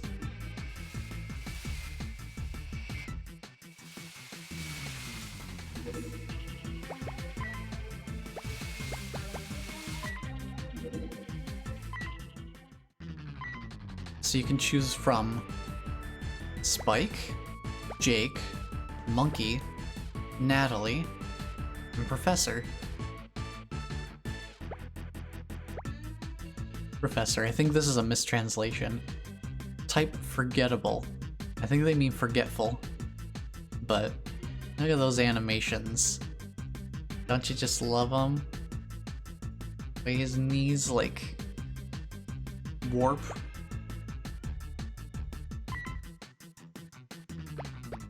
Select a course, just the straight up standard roundabout course. And then just take a look at the how to play.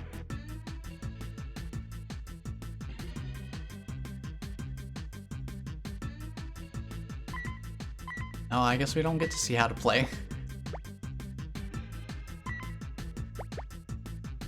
I guess we don't get to see how to play.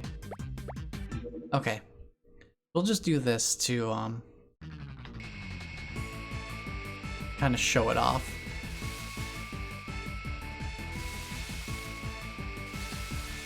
So you use... Each analog stick corresponds to one of your skis.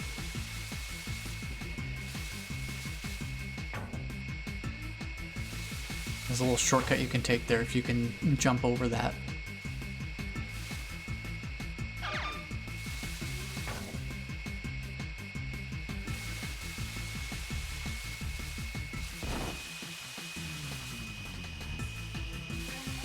But there's some like nuances to this that I don't get.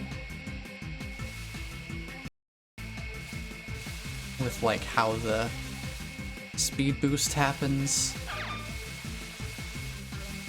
And so there's a few different courses and whatnot to kind of like tackle your way through. But the mini games are completely isolated. They don't have any effect on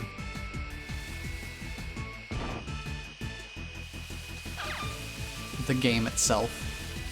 They're just little extra fun activities to mess around with, so if you enjoy them, more power to you. This one in particular does not really get me going. I'd say this is probably the only thing that I don't prefer about the game. Just that one minigame, that's it. I'll do one race, just to see if I can do anything.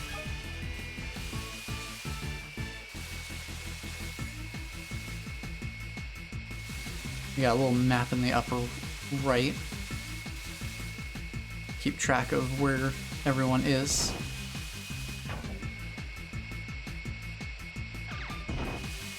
You keep your skis like tight together for a bit. That's what causes that speed boost to happen. I'm not sure what the most effective way to turn is, though. And bumping into things is very common.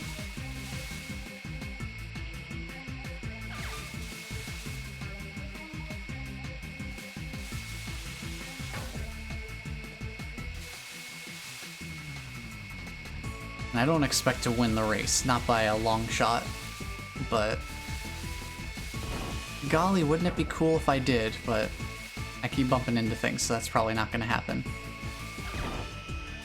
I don't know how to control my own speed.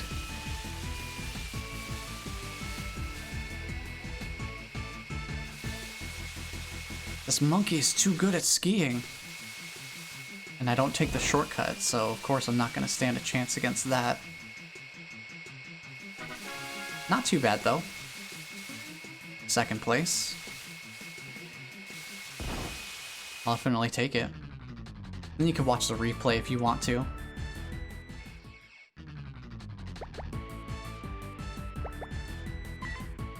So you can get your different medals for the 3 courses. Snowball Garden and Snake River.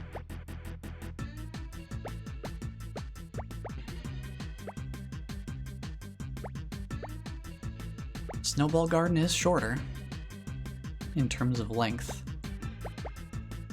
Snake River is long. It's longer than the other 2 courses combined.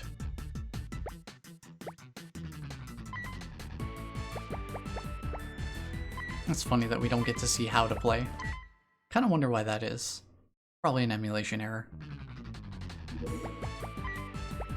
But that's basically what that minigame is, just a little skiing. Little skiing racing minigame. For those who want it, it's there.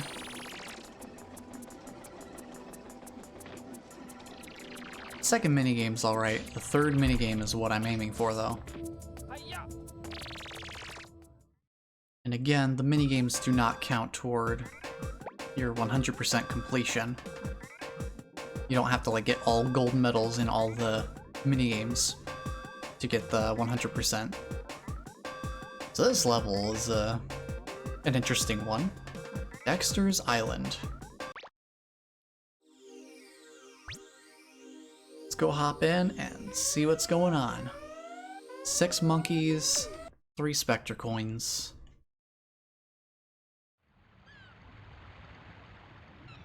Gotta catch 6 monkeys to beat the stage. Let's go! So let's go. What a great discovery, Spike. We found a completely unknown creature. I named him Dexter. Do you like that name? I think it suits him well. So good old Dexter here. We're just gonna let him chill. So that's what the tracker bullet ammo looks like.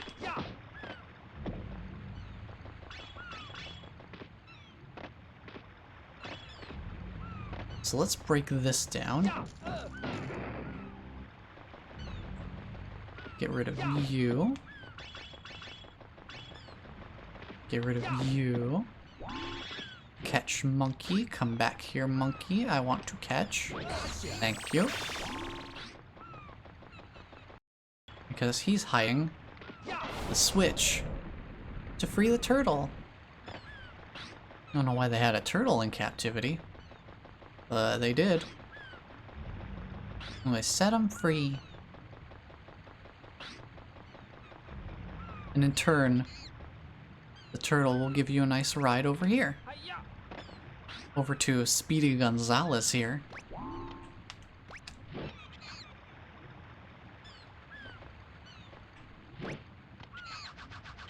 I usually just wait for him to come around the corner. He'll run into the net. It's become clear. Monkeys in blue pants are very fast runners. Catch them before they get away. Yeah, could you tell that guy was fast?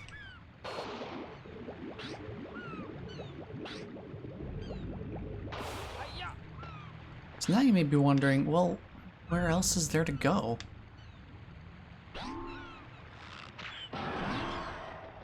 We gotta go into the belly of the beast. Where else?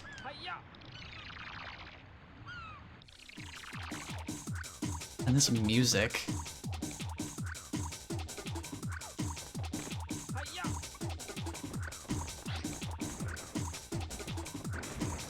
Man, they got the music direction spot on for this stage. Like, if there was music that I would describe as, like, digestion, this is digestion music.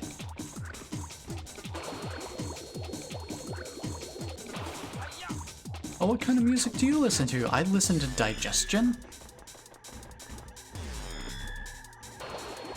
Okay, this guy right here, doesn't he look like a bundle of fun? He's got a gun and a backpack that tosses out bombs.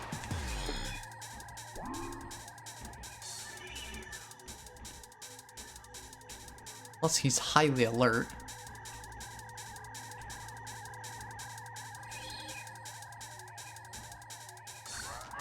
So if you can sneak up on him, that's preferable, but odds are you're probably not going to get the chance.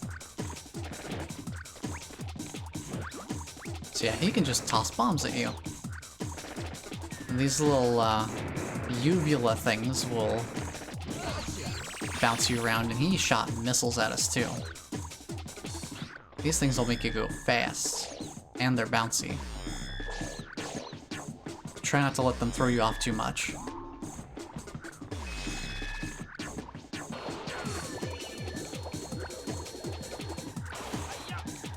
Now, there's a monkey in here, but we can't get to him. Because this little gap here, we can't fit into. We can't fit in that little gap. So that's not an option for us.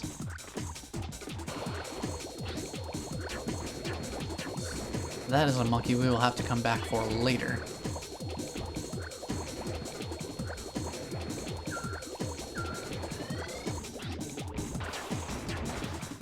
So let's play a little bit of Donkey Kong. Dodge the barrels. Or not.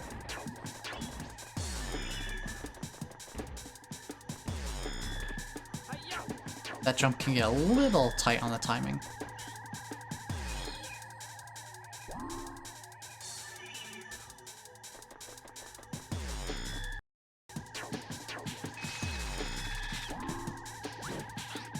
I overshot him just a little bit. Speaking of shooting. Speaking of damage. There we go, we got him.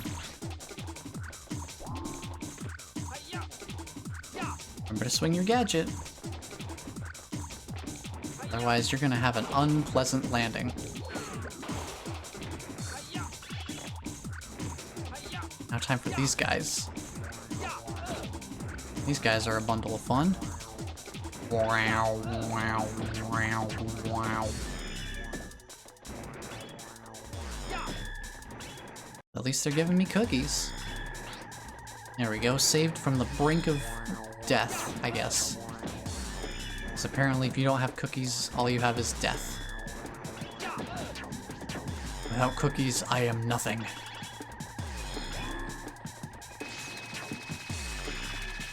Now on to the rest of Dexter. According to the scanner, there's a complicated maze in Dexter's body. Don't get lost. Oh, I won't. Ooh, hello. So here's a Spectre coin we won't be able to get until after we beat the game. Because it has more of these flashing panels.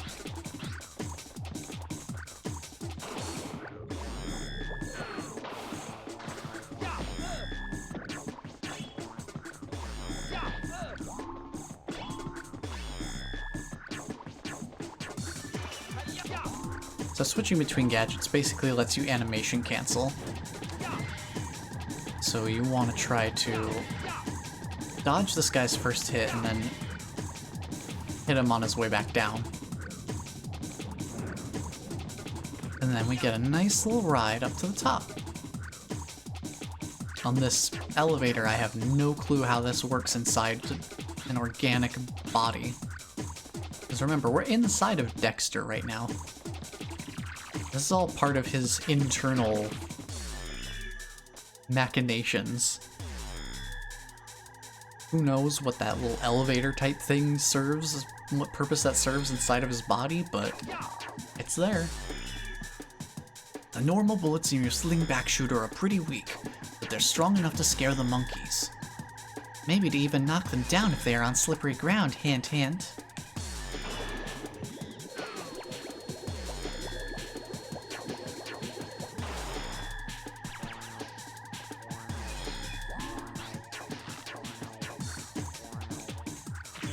Get rid of these things first.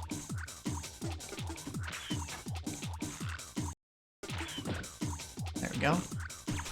So these guys, you hit them with the slingback shot, and that lets you snag them.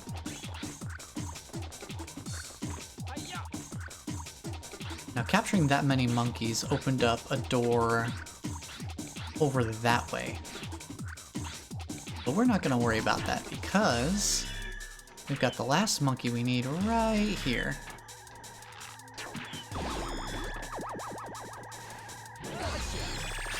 Stage complete. Yes!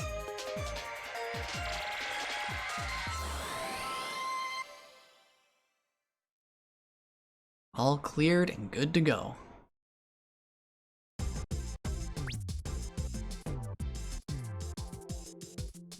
You did great. That's the Oceania. Age completed. At least for the first pass around. So before we go any further, it is lunch break time. Lunch break, stretch break, hydration break. Just general self-care time. So, if anyone needs to use the restroom, grab something to eat or drink, stretch your legs, take a break, whatever you need to do, now is a good time to do that.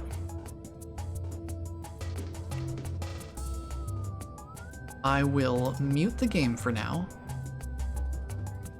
and I will let the music play again. And I will be back once I am done with the break time. Until then, enjoy the music.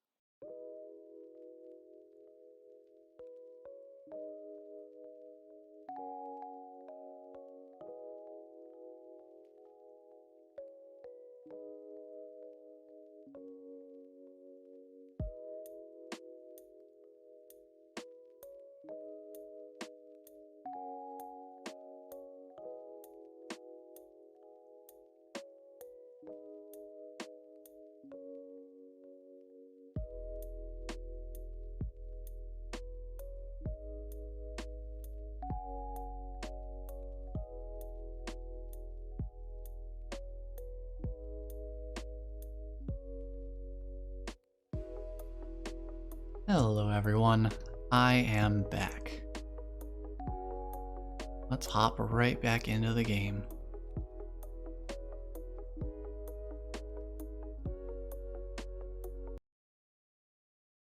Get the volume back up.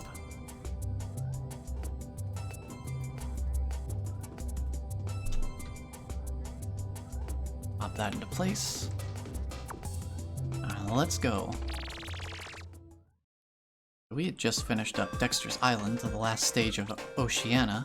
Now we are in New Friesland. You're heading towards the Ice Age. It will be extremely cold in this next area. The planet is covered with ice, and in some areas with strong winds, the temperatures will drop below freezing. The apes adapted well to their new surroundings. Take full advantage of the gadgets so you can quickly move on.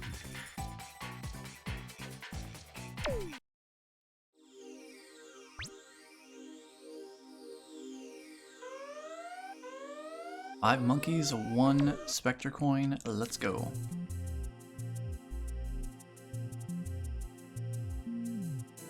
Music in this area is fun too. Let's go!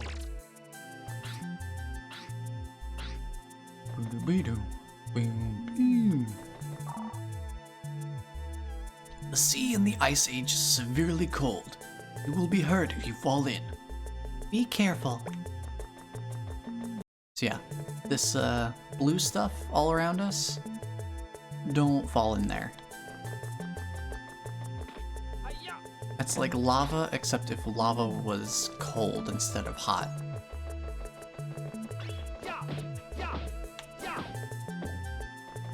Hello, evil snowman. Oh, thank you for that.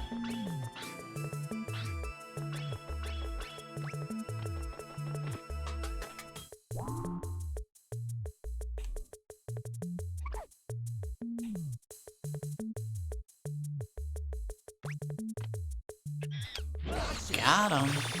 Normally he plays a little game of hide and seek with those flags that you saw, so you can tell which one he's gonna come out of next.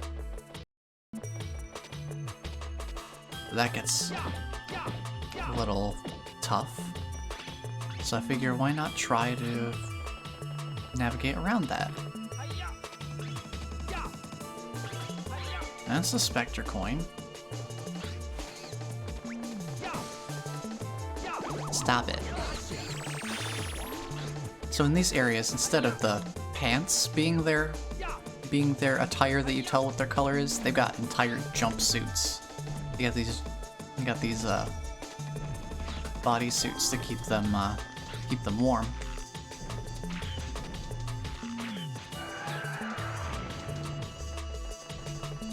Careful not to upset the mammoth.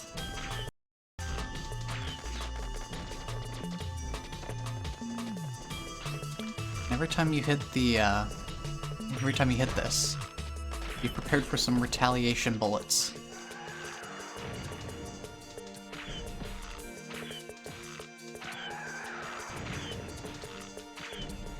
Dude, hit the thing on top of the mammoth.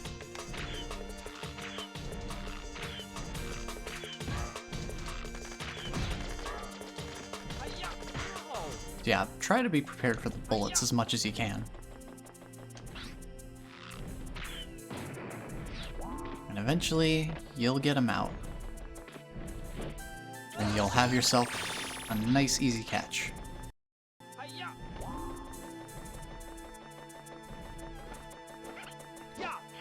Hello?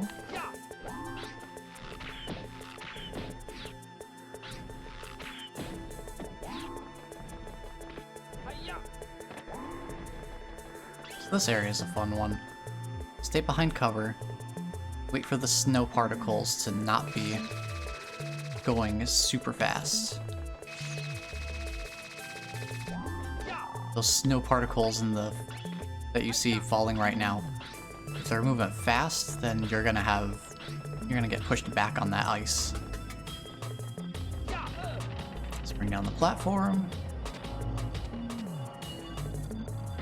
Oh, you can't just crouch under them.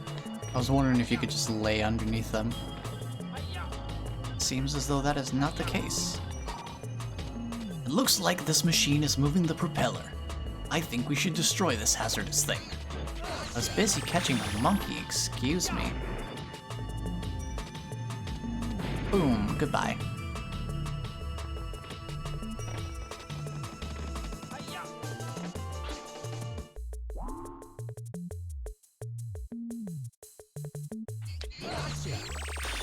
Got you. Yes! So now there's only one monkey left in that stage that will come back for... I guess we could do it right now.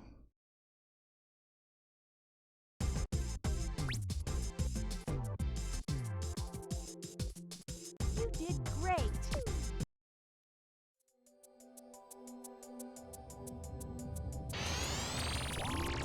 Yeah, it's a real quick trip. Let's just go get him now.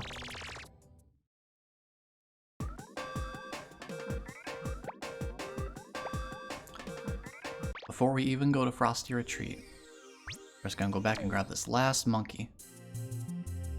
He was up in the same area as the last monkey we caught.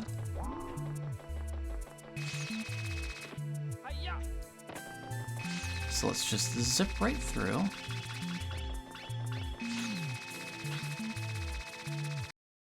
Can't climb up that way.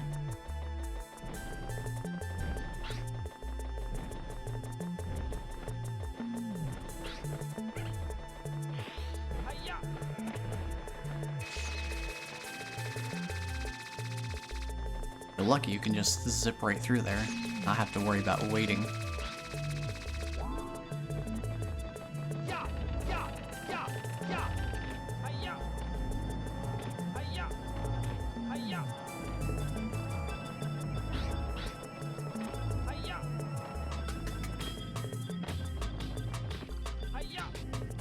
Just gonna head right over here.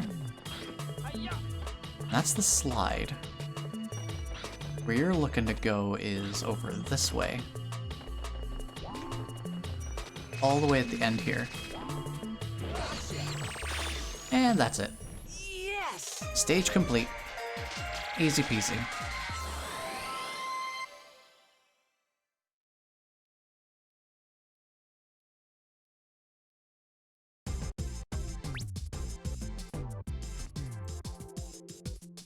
You did it. Mission accomplished.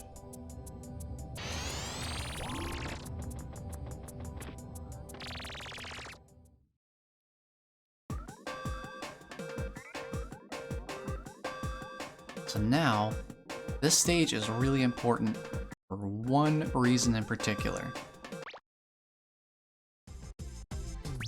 Look what I've got, a new gadget. Check it out. And this is why. Here's the Skyflyer. It'll take you to high places. I'm sending the new gadget over to you right now. Try it out in the training room. Without training, it will be too dangerous for you to continue on to the next area. Well, good luck and be careful. The Skyflyer. This thing is major. Use the Skyflyer to get higher than a jump will get you. It's a great invention. You'll fly high in the sky by rotating the right stick. Rotate while flying to jump a longer distance. So basically, similar to the hoop, where you have to spin the hoop around fast enough to make it charge up, you do the same kind of thing with the Skyflyer. And let me tell you, that's what our two-step can do. Our two-step jump. That's what the Skyflyer can do. And you can also Skyflyer out of the air. If you're too slow, things like this will happen. Which I appreciate that they have an animation for this. Oh, what was that about using the Skyflyer to jump long distances? Well, you can fly farther away by rotating it continuously in the air. While flying, guide yourself with the left stick. Practice using both sticks. Also, the Skyflyer can be used while jumping. Jump with the R1 button and rotate the right stick. Try it. So basically,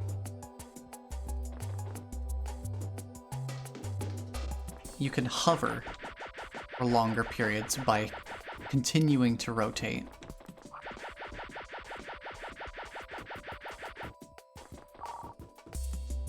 Excellent flying. Oh yeah, let me tell you a trick. When the Skyflyer is turning, you fly longer by rotating the right stick. That'll keep you going longer. Exactly.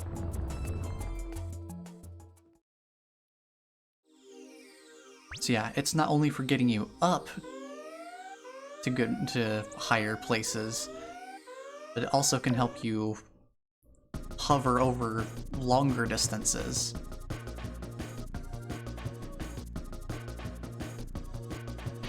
Let's go! And I always put the Skyflyer on my square.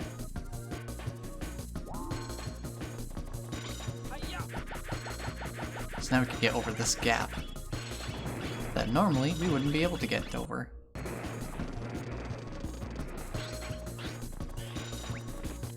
So this thing opens up a lot of ooh, double catch.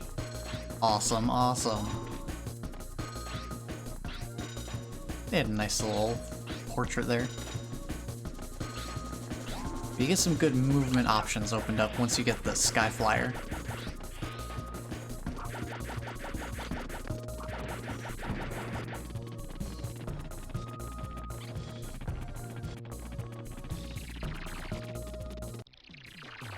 And this stage has two different levels of music, basically. You know, by pressing the select button, you can go directly to the gadget select screen. I didn't know that. Wait a minute, did you program that without my permission? Well, I hope so, because at least then that means someone was thinking of the user interface experience. Nice try. These guys are a lot harder to hit than their green counterparts.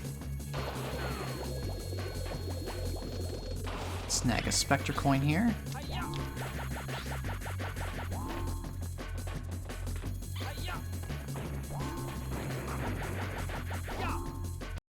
Okay, we gotta watch out for these spikes that jut out of the wall.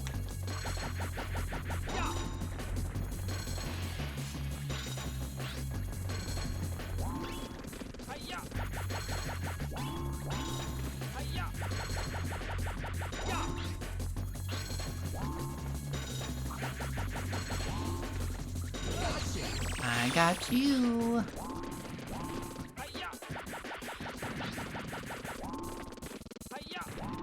These alternate. Got you. We speeding through. Going fast. So here's a rowboat. So if you hold forward on both analog sticks, they're nice enough to let you move forward like that. Same kind of thing if you hold both sticks down. But if you want to turn, you gotta rotate one stick at a time. Or you can just hold forward on the one stick. So I'm not dealing with that guy. I'm gonna head down, grab the Spectre coin, and then I'm gonna have to surface for air. Try to avoid getting electrocuted by jellyfish. Ouch.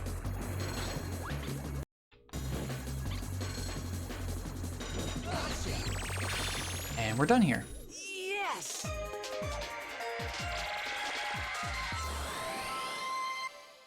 I won't worry about coming back for all the monkeys here. Now that we have the Skyflyer, that opens up a lot of backtracking potential, but still not all of it, so You did great.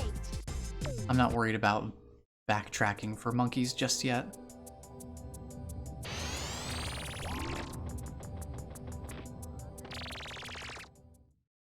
Yeah, being able to switch through your gadgets quickly helps to make the game a lot faster. Next up, 6 monkeys.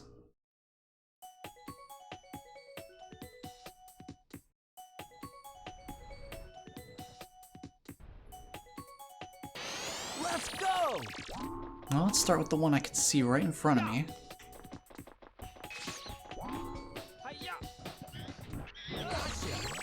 Got you. The monkey that's in here is a pain.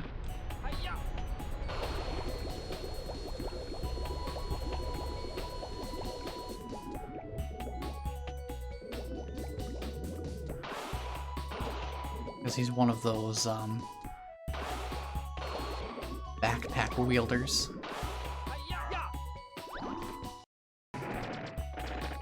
So you can easily get messed up by this guy.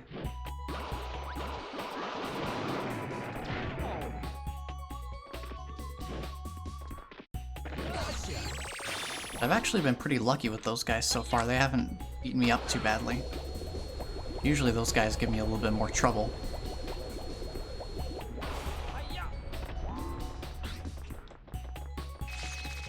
Our first stop is gonna be in here.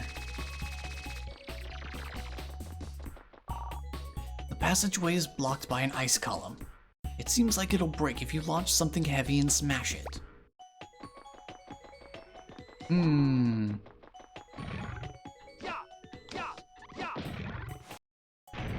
mean, like that. There you go. Just use polar bears to break open the ice columns, because why not? Give me that cookie. Give me cookies.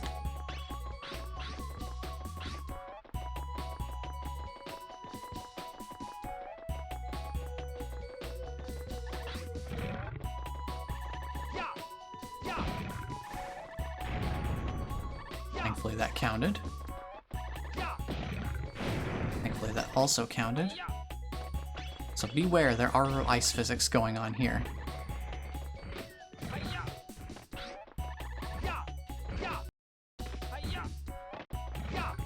No, don't whack me, I whack you. Hold on a minute here.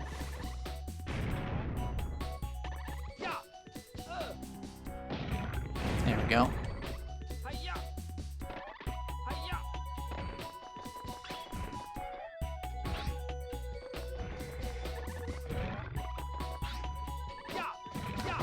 No, no, no. You don't whack me, I whack you.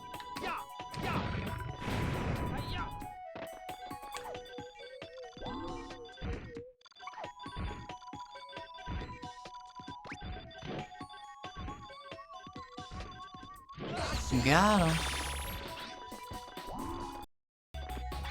Here's a Spectre coin. Enough energy chips for an extra life.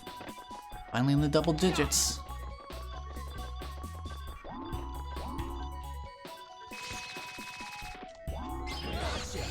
And another extra life. Another door to open. So that's that little side area taken care of. So yeah, just pressing the super hoop button right before you jump will let you preserve that momentum.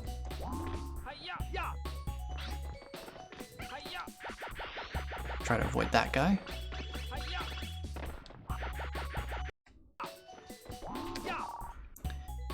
There's a bridge made of ice ahead. Get over as quickly as you can before the ice breaks under your feet. Easier said than done, I will say that much right now. Because you also have to time yourself against these things. Or do you? You have to time yourself against at least one of them. Because if you stick to one side, you just have to worry about one.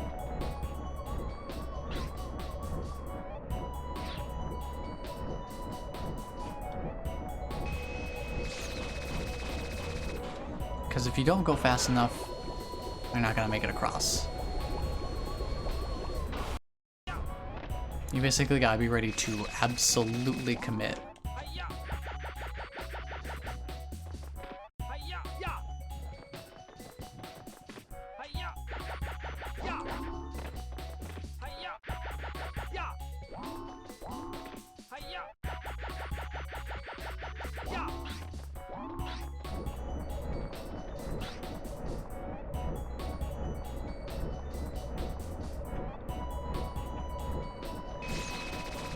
And you can't diagonal. You can't be diagonal with your run. You have to run straight ahead.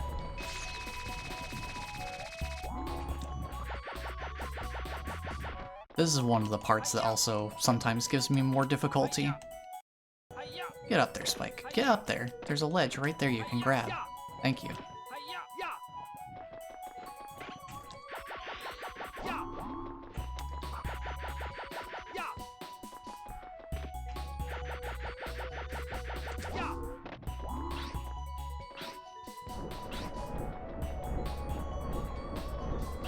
It is a bit of a pain to make it across.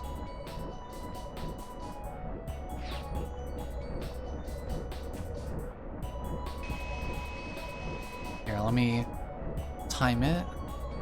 So if I start spinning right there, because that's what happens if you mess it up. And that's why they have the cookie jar down here. Let me get rid of this guy. Let me get rid of this guy, I say. Stop it.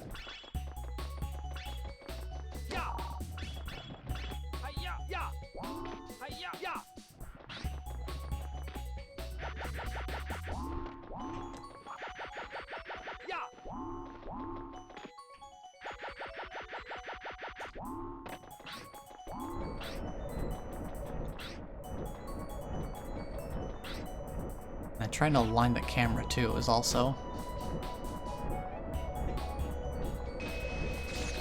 Let's go. There we go. For some reason, sometimes I mess up the timing on that and just cannot figure it out.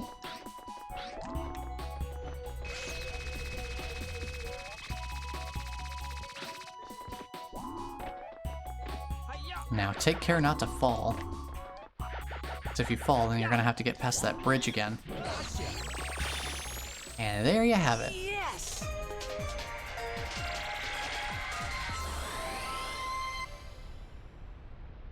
6 monkeys in the net.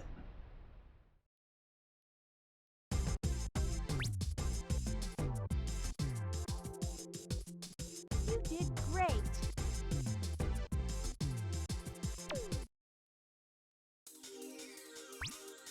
Guess who? I've been waiting for this for a long time. This is just between you and me. Follow me. Now it's time for gladiator attack. I'm going for it. Now that you have a sky flyer,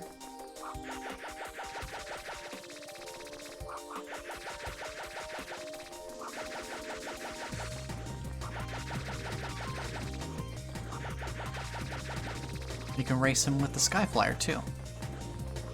Now make sure you jump and jump again.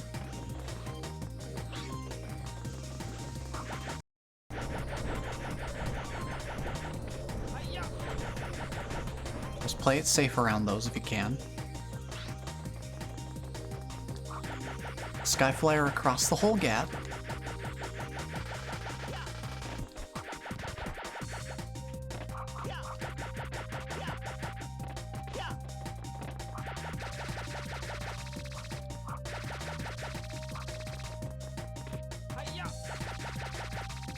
And just barely beat him to the goal. Yes!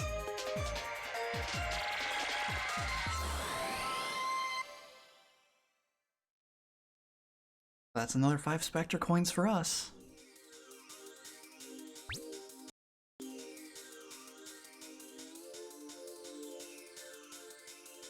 I'll go up against you anytime you want. Choom.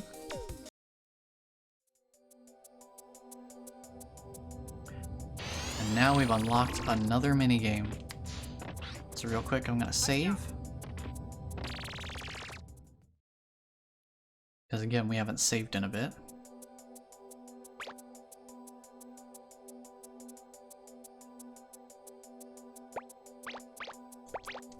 So from 19.2% to 31.6%. That's pretty good.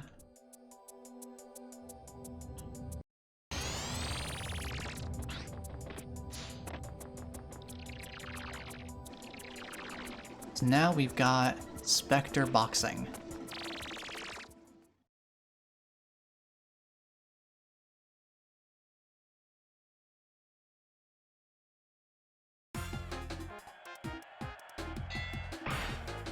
And in case you couldn't tell, it's boxing.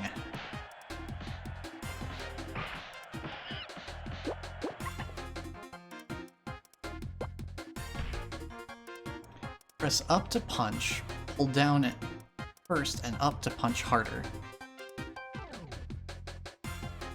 So basically like pull back and then you push forward. You can hold down to guard, move left or right to sway, and they show you the analog sticks as well. As like an example. To punch consecutively, the right timing is important. Don't spam. Basically. So, championship. We've got Pugs, Rocks, Holly, Slick, and Noah. You unlock more characters to play as. I don't know if you have to defeat them, or if there's different unlock conditions.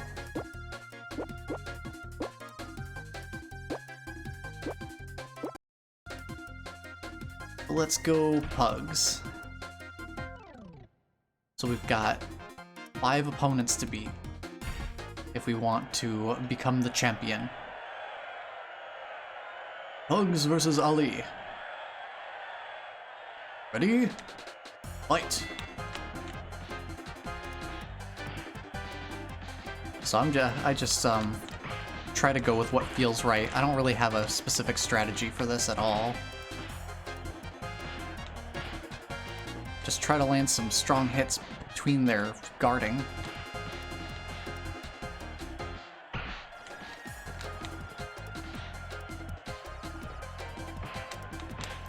And try not to get hit by too many ringers.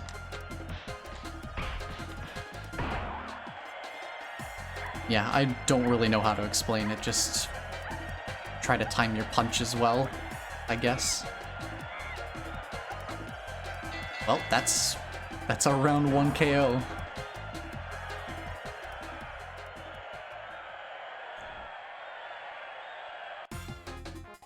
That's 1. Next up is Bull. He's missing a few teeth. Round 1. Fight!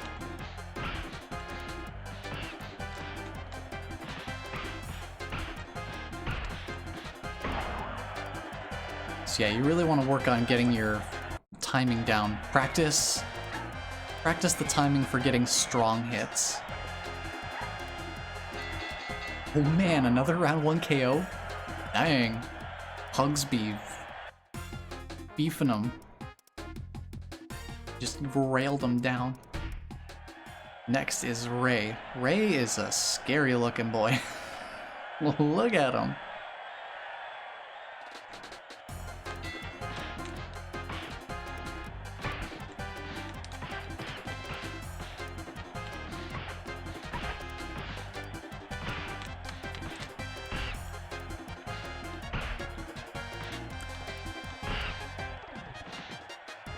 If you play too defensively, then they're gonna get some ringers on you for sure, and you're gonna go down pretty quick. That wasn't a very strong hit to knock him down with. He's gonna get up. He's gonna get up.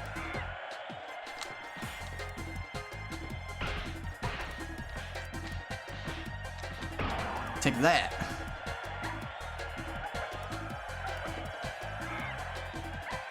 He's gonna get up again.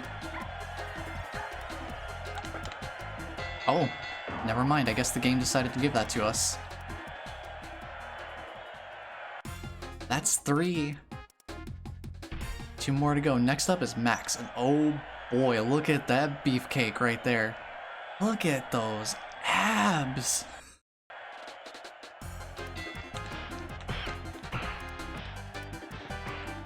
This guy hits hard.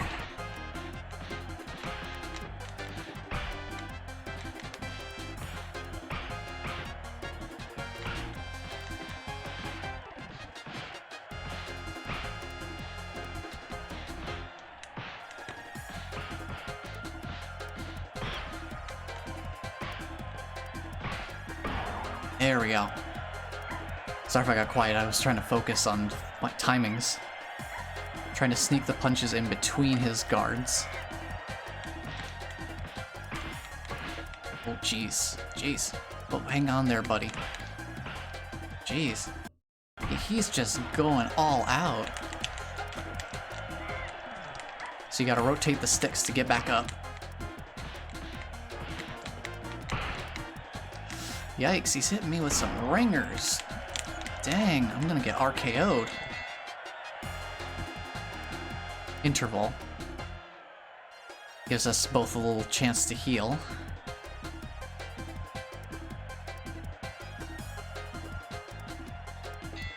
This guy suddenly got like way hard.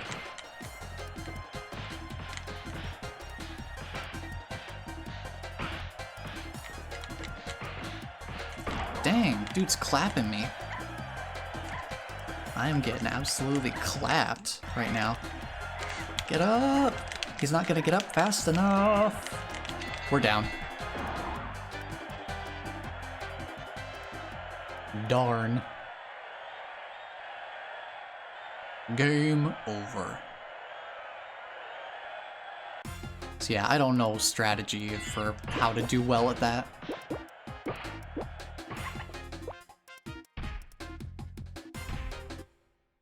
But in training you can practice.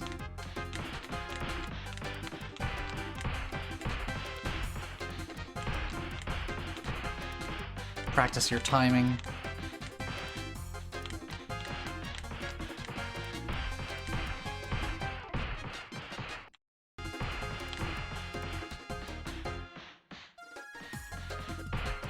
So yeah, you gotta get your timings down.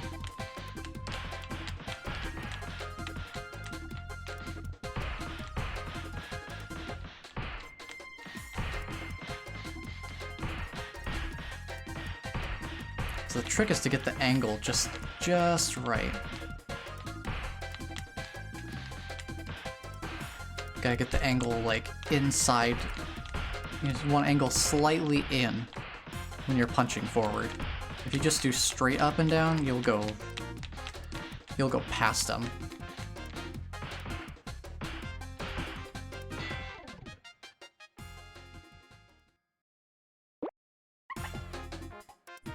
I think we can give it one more shot.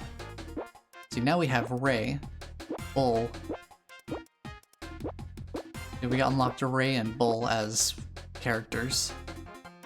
It's all cosmetic. I don't think they have any stat differences. So defeating them gives you that character to use. So when they're swaying, try to angle your punches toward where they're swaying.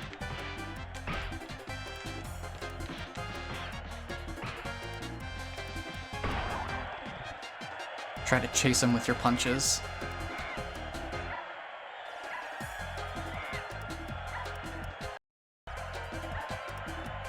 Wow. Easy one-rounder there. Next up is Rocks.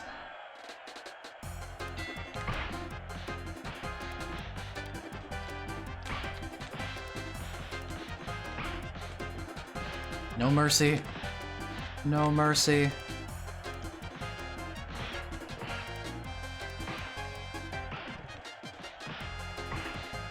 No mercy. That wasn't a very strong hit to knock him down with. He'll get back up.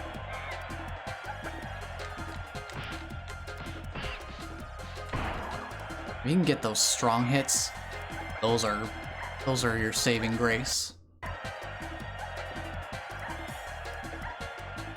He's down. Not even trying to get up the second time. Next up, Bean. Look at him. Look at that blush.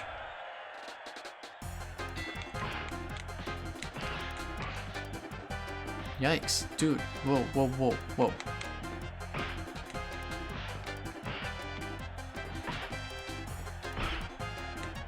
We're trading blows here.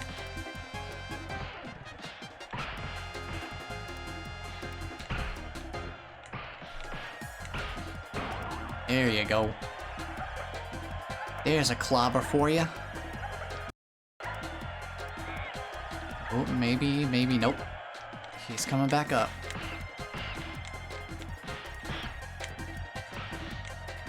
So yeah, just practice working on your punch timings. Those will really help.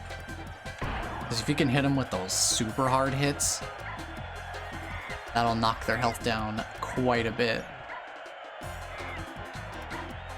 Oh, he's done. He's done. That ain't happening. Next up is Buff. Oh boy.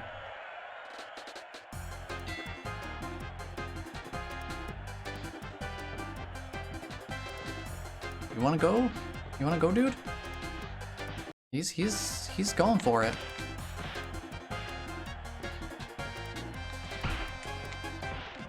I'm not sure how to get past a constantly offensive monkey.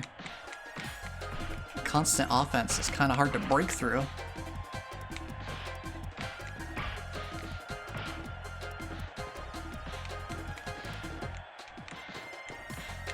Trying to see if I can break through his defenses. Yeah, there we go. Got one down. That's something.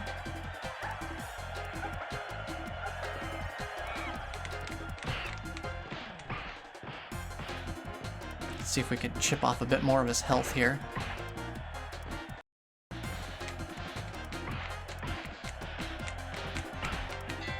Ooh, that was close. We both need a rest after that.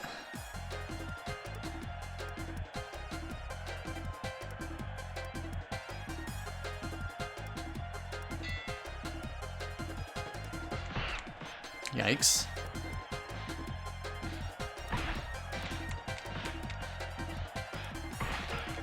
Yikes.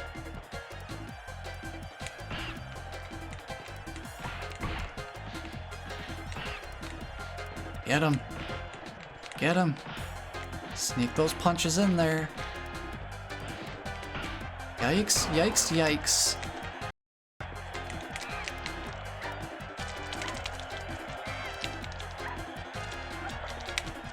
That was close.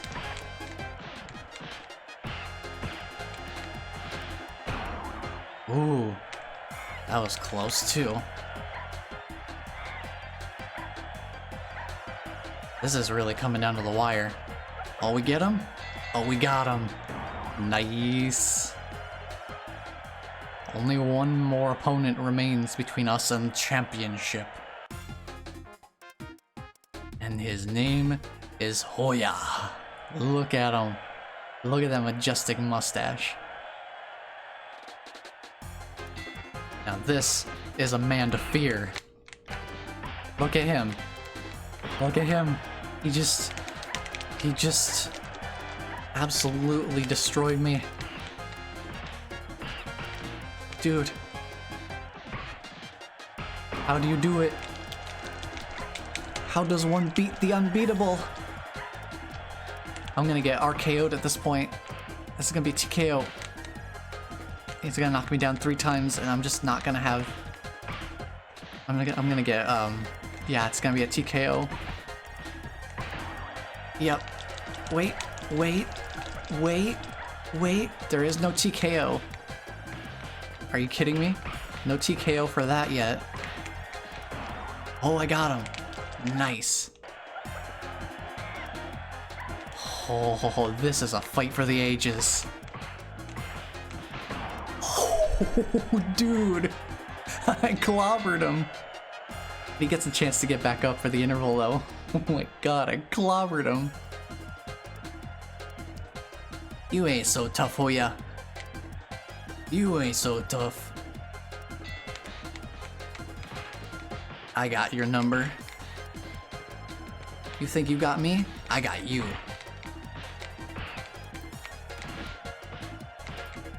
You have no idea what I'm capable of. Up until now, I've only been using 5% of my power.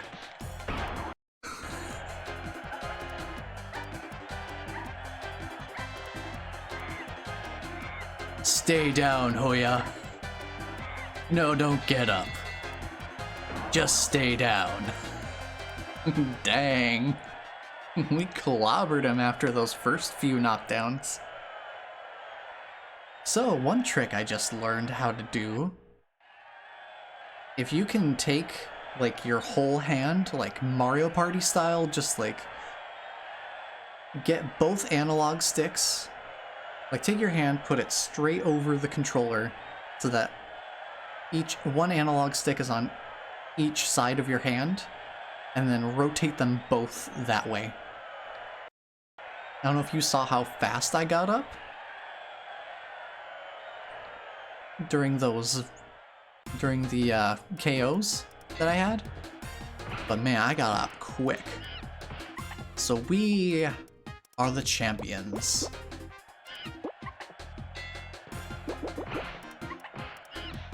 So that's basically how that works. I knew we could win it. I just had to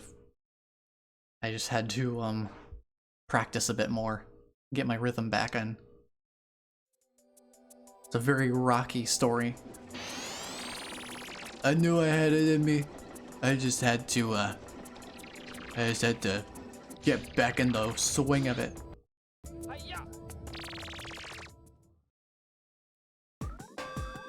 But dang, we started clobbering him after a while. So after another stop in Dimension X, it's time for Medieval Mayhem. Starting at Sushi Temple. Spike, we finally located Spectre. We don't know his exact whereabouts, but he's hiding somewhere within the period of the dawn of civilization. His army is growing stronger and larger, and he's finalizing his plans for taking over the new world.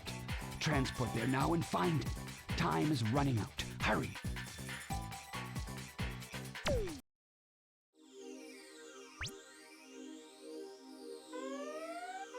Seven monkeys. Let's go. So now we're on Spectre's trail.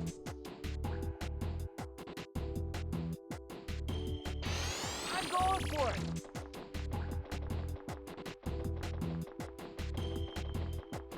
Now this is gonna be rough. I'm gonna see if I can do this.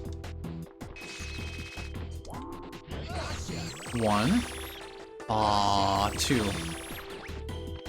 You can get a triple catch there if you're in the right position, but hey, that's definitely not too bad. And that keeps them from scattering around everywhere, because that's annoying.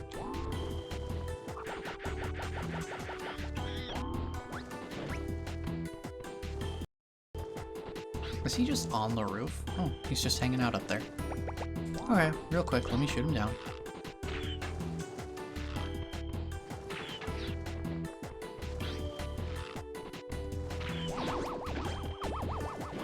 And then just snag him real quick. And instead of going into the main temple area, I would much rather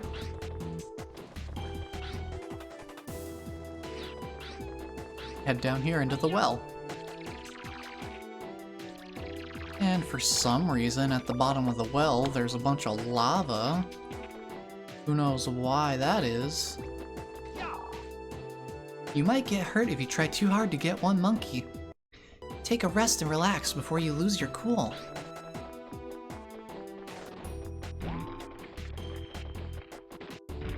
Trying to remind you to be, you know, careful.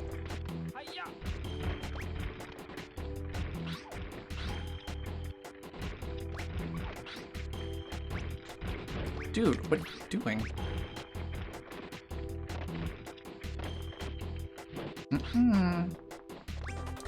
Get back here, you little scooter scamp.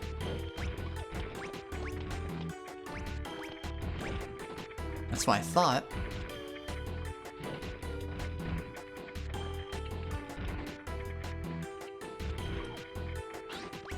Right there, buddy. Ooh, hey. Don't you try to hit me. So we got the last monkey we can get right there. Last monkey we need to get anyway. So you see that switch up there? This whole room is basically one big platformer area.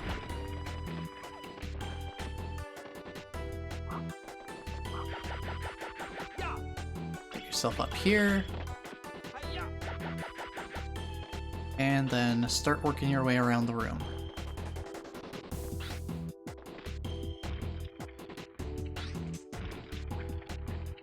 Because there's a Spectre coin over there if you want it. And if you want that Spectre coin, good luck. Because I think you can grab those ropes to climb on. I'll have to check that.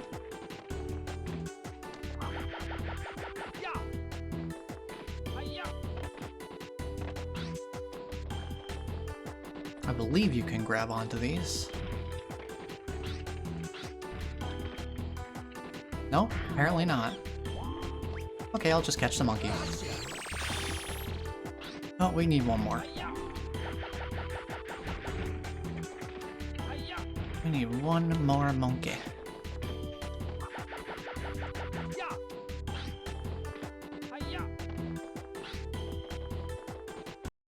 I think you have to go around the room to get to that Spectre coin.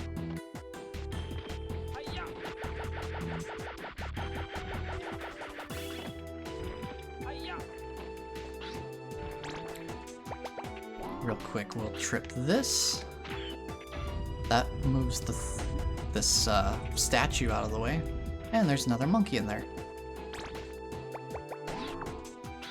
And that'll be monkey number 6, I believe. 7. Number 7. Alright. This is climbable, as denoted or hinted at by these energy chips here.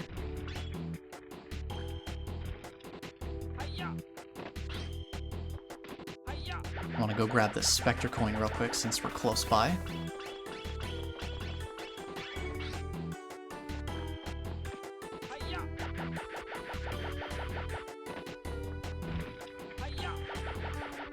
And then we'll just kind of glide our way down over here.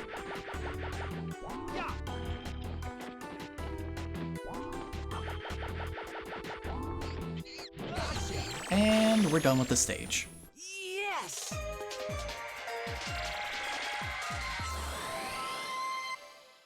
And if you don't want to be in the well, you can climb up those ropes to get back out.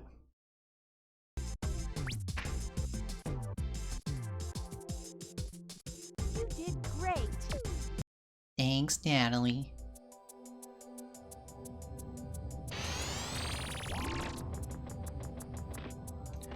So now we're on to Wabi Sabi Wall.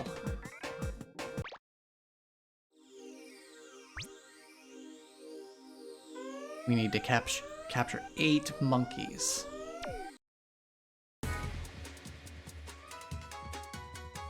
Pretty much there are 2 monkeys that we, almost, we're not supposed to be able to get. One of the monkeys that we're not supposed to be able to get, we can get them through a tiny bit of an exploit. Also, don't miss the Spectre coin right off the beginning. This stage is one where I actually had to, scour the area because I could not remember where the Spectre coins were. No! My ride.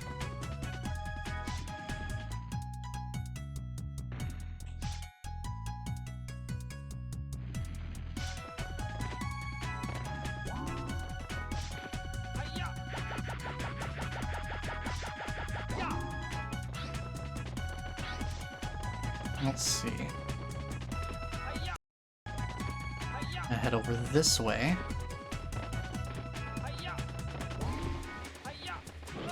Snag him. And we'll take this platform. Back over here.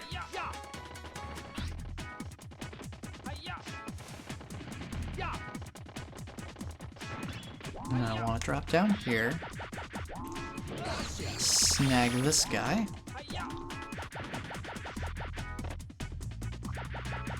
Head up here.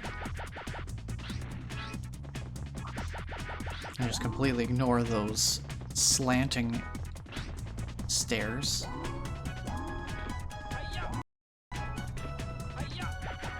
Now, it's nice if you're able to just use the Sky Flyer to skip past that, rather than trying to ride on it the whole time.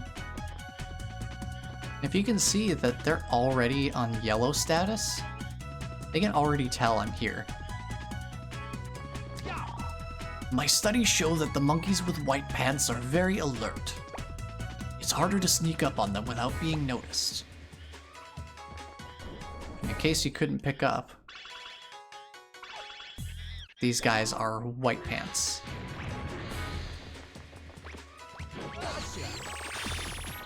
And you have to catch all three of these to move forward. No, you don't.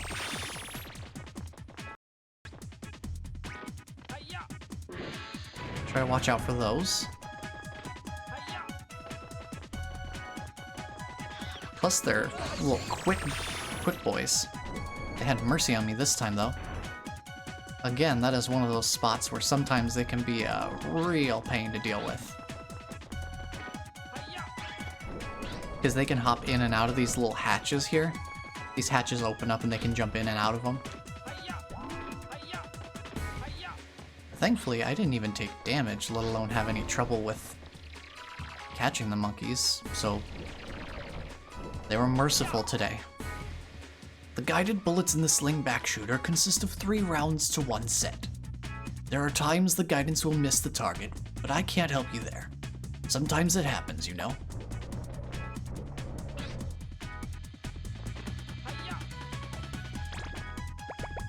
Speaking of slingback shooter, we gotta take care of that. We gotta hit that switch. I said hit that switch. Thank you. I want to explore.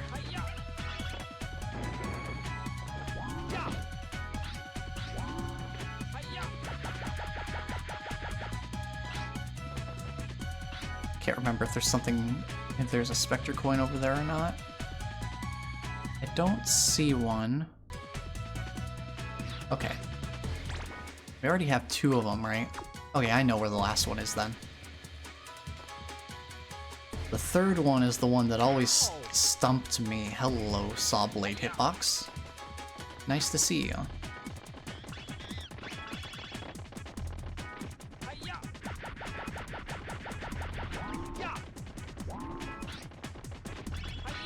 And these energy chips forming an arrow pointing up.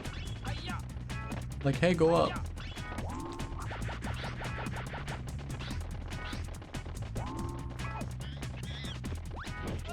Got you.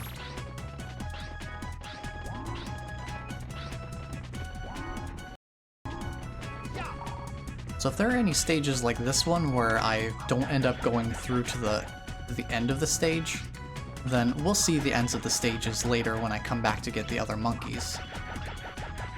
Because we will be coming back for the other monkeys.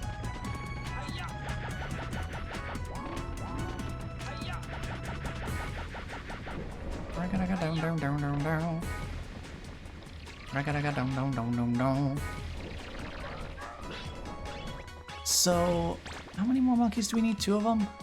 Okay, so before we go forward, we need to go down.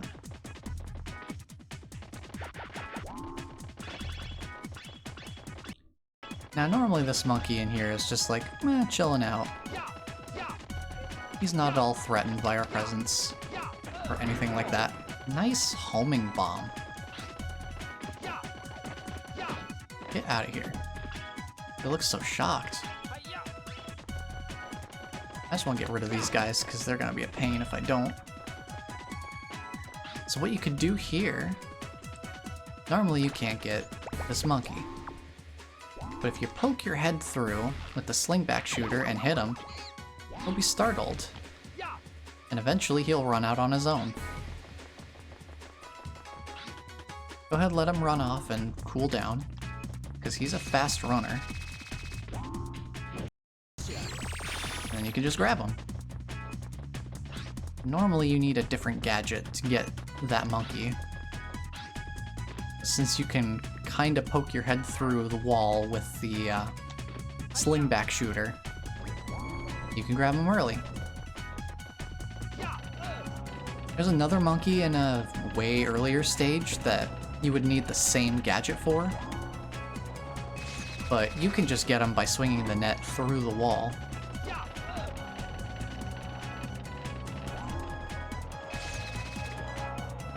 Ooh, almost missed the jump. That would have been bad.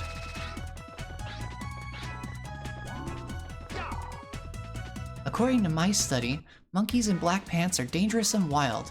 They usually wear dark shades and carry weapons. Indeed they do. Just smack this. And that brings us a nice, convenient monkey bar kind of thing. Pull out the Sky Flyer.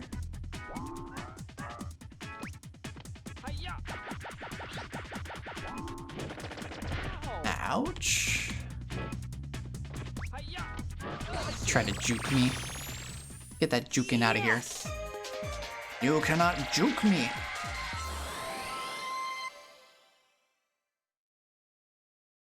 Don't even try it.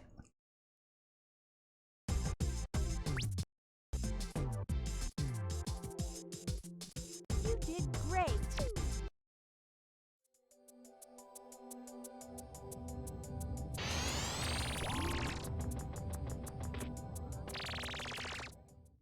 We got him. Next is Crumbling Castle. Now this stage in particular has one of the best tracks. I love this track.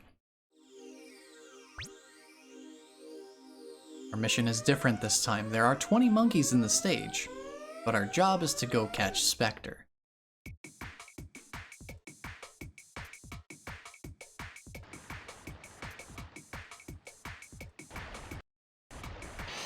I'm going for it.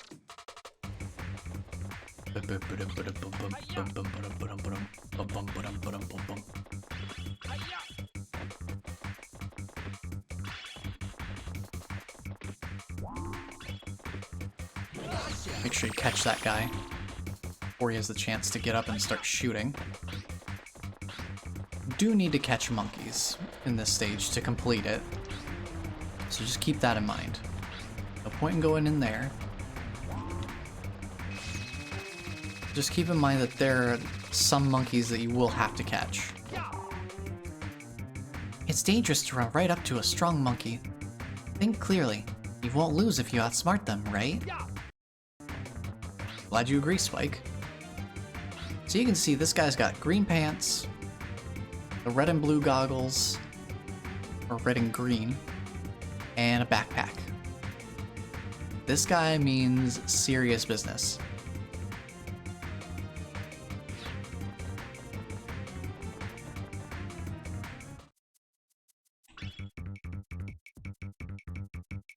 I love the stripped down version of the song.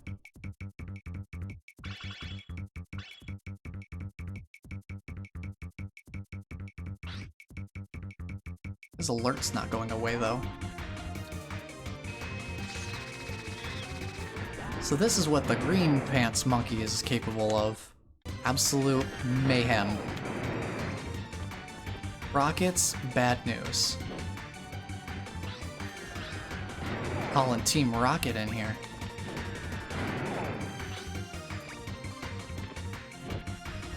This guy will shred your health like nobody's business. So keep that in mind.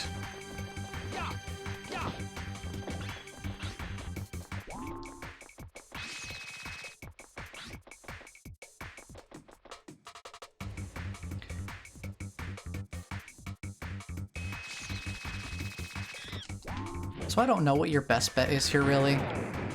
It's just try to catch him quickly if you can. Because he's gonna be awful if you don't. Because he'll stun you with the rockets. And then in the time it takes for you to get up, he'll be, like, ready to shoot rockets again. So maybe leave him for another time. Don't attack him outright. Best approach you could probably take is this.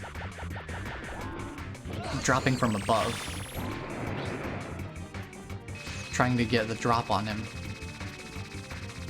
I assume that's why that's laid out that way.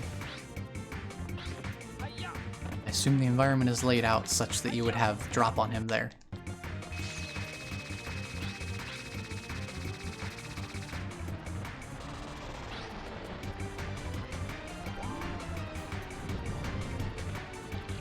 Into the castle proper we go. I see we've caught 2 monkeys. We need 5 to open this door. So catching monkeys is necessary still. It's just not our prime directive.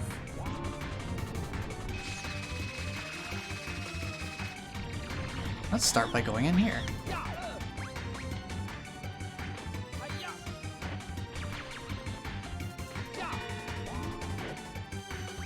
Whoa, wait a minute. Where'd he go? Oh, there he is.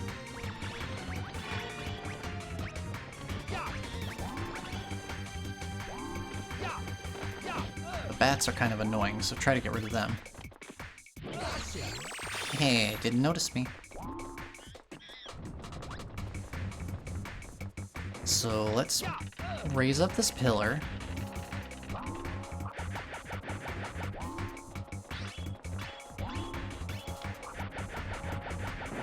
And let's play some more Donkey Kong.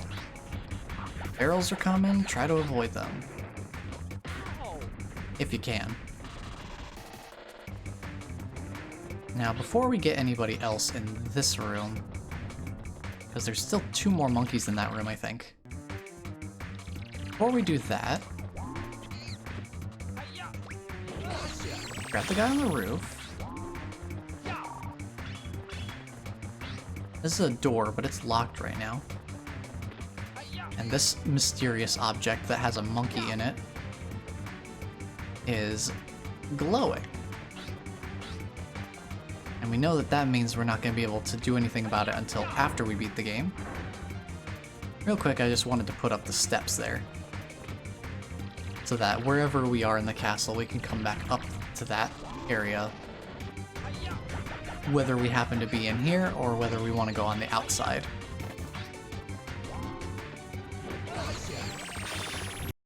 And that's enough monkeys to open the throne room.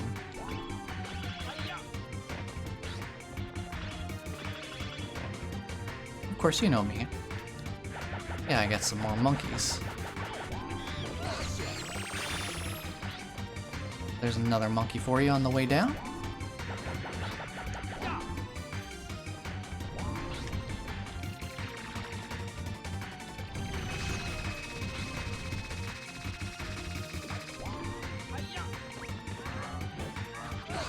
Got you. Thinks he's the king of the castle. Sitting on the throne.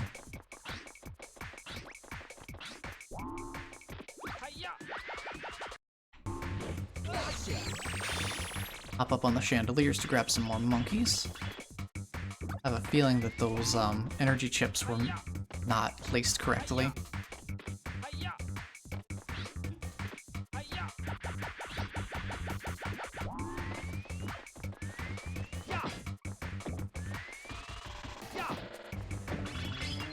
Get rid of those guys just in case.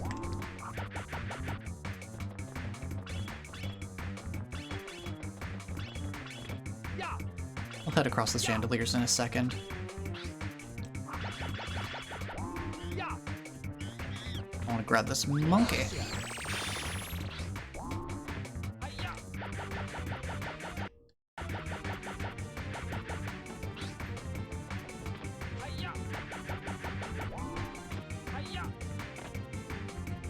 Because, like, look at this energy chip. It's, like, off of the chandelier.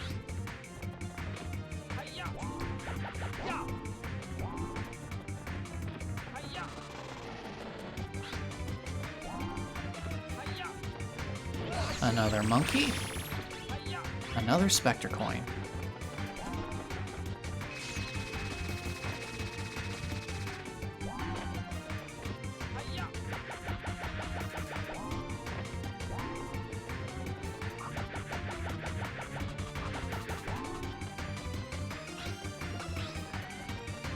Excuse me. This is my stop. Thank you very much.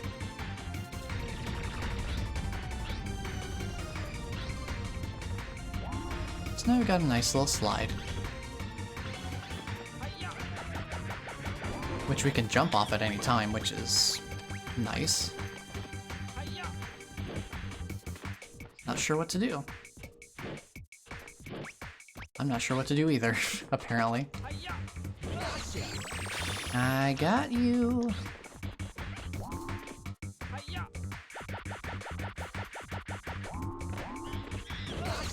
Got you too. None can hide from Spike's justice.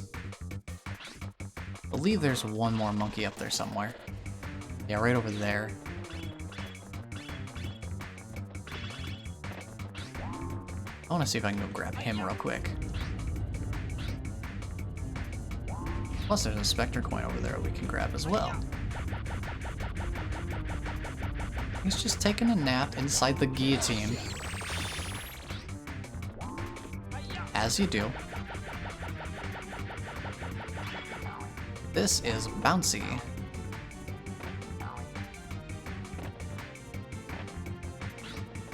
And this guy,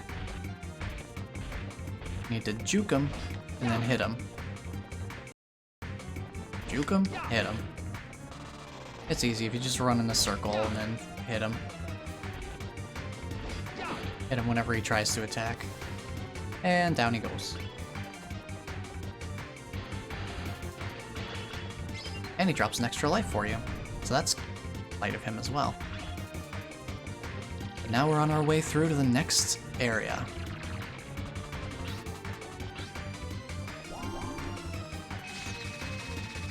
I believe this is a return point from somewhere. You come from up there where the extra life is.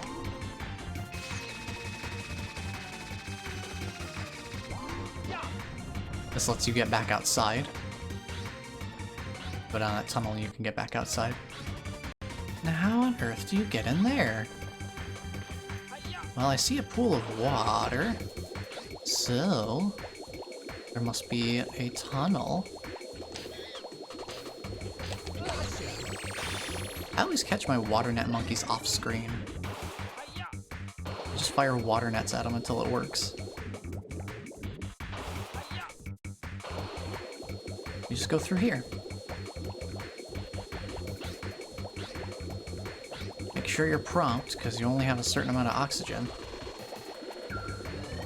Timing's not super tight, but keep in mind you have an oxygen meter.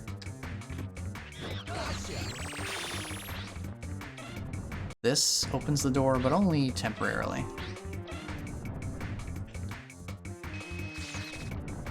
Thankfully, they'll let you pass through the door as it's closing. That's kind of them. Another monkey over here. Asking to be netted.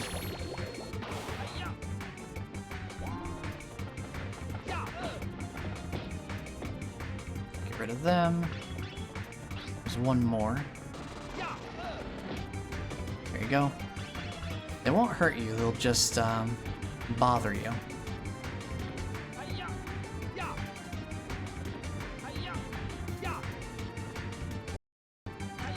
And those, you just want to watch the spike things on the ceiling, make sure you're not jumping into them. Now, this area's got a fun one. See that guy over there? He is one of those orange pants, gonna really, like, mess your stuff up kind of monkey.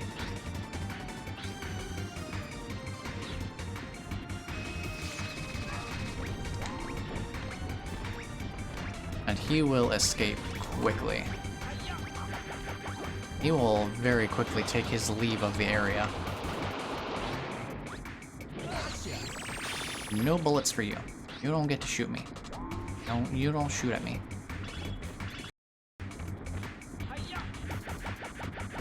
Grab the Spectre coin that's over there. Head over here and re-engage this equipment. That gets the gears turning, and that opens up the door. Now we know where that door is. We saw it on our way through already.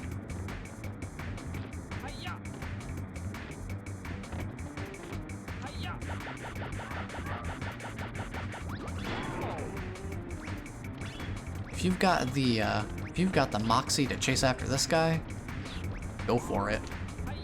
He's a bit of a pain, but he's not really gonna get any easier.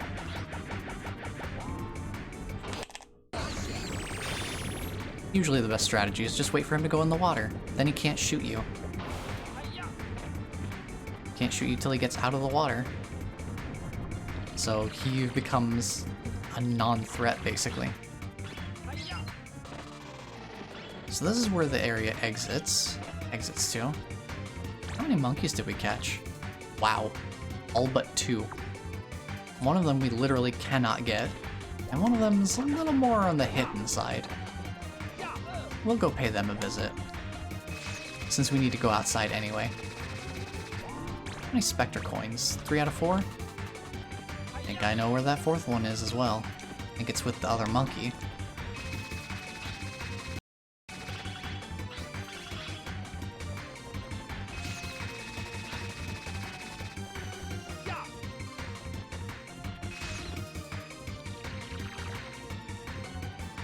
This takes us outside.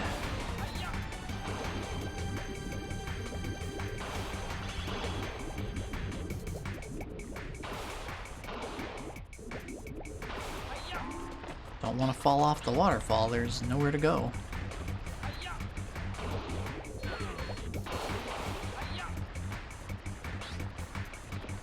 So we need to go around real quick.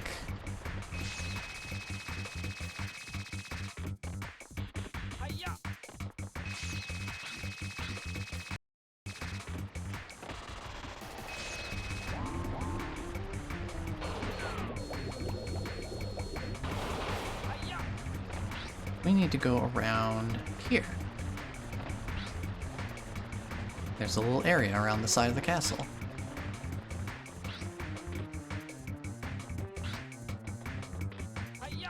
And it's got a Spectre coin.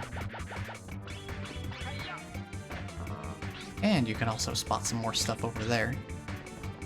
But even with the Sky Flyer, we can't reach quite that far.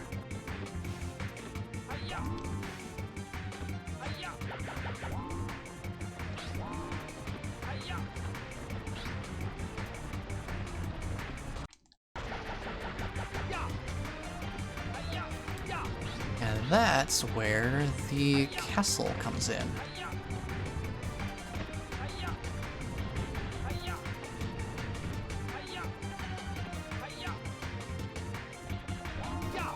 I'm gonna grab a cookie, grab some cookies here.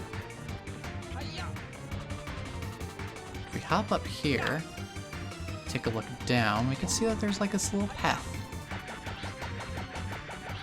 It leads straight down to a monkey.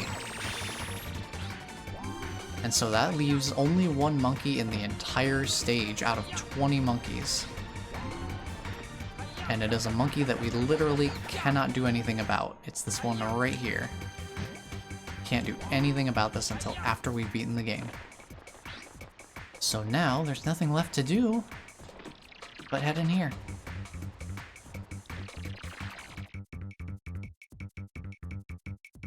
Guess who?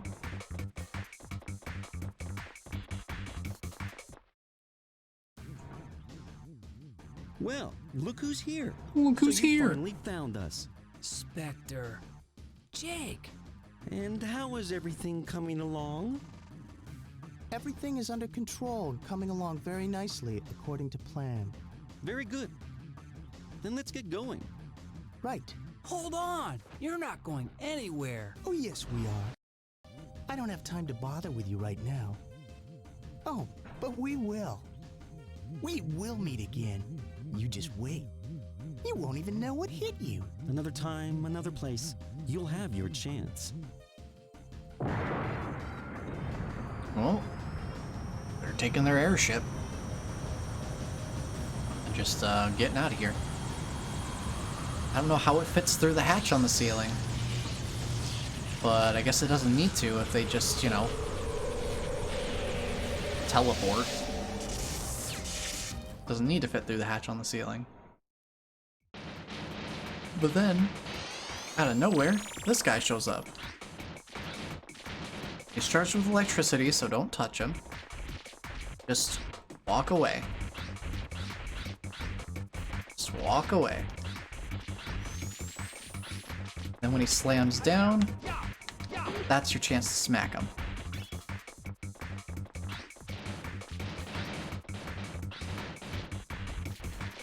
So basically you just gotta keep moving. Don't let him just walk into you. And then as soon as he starts getting ready to swing his axe, hop over the shockwave and smack him. And if you need health, the shockwave will usually drop a cookie. I don't know if it always does, but it usually does.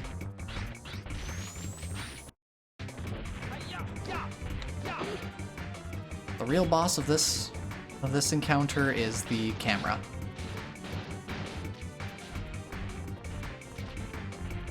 The boss himself isn't particularly challenging. He can only do two things: slam his axe and walk. So keep that in mind.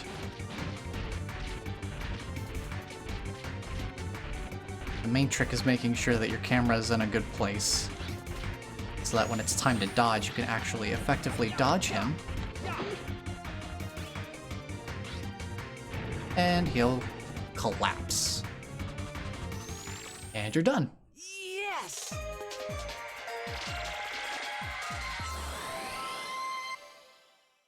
Too bad about Spectre getting away, though.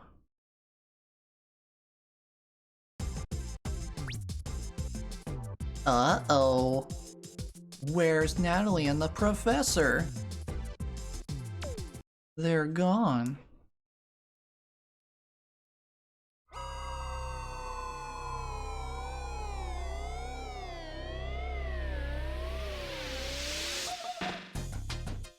Hey, wait a minute! What's going on here? Hey!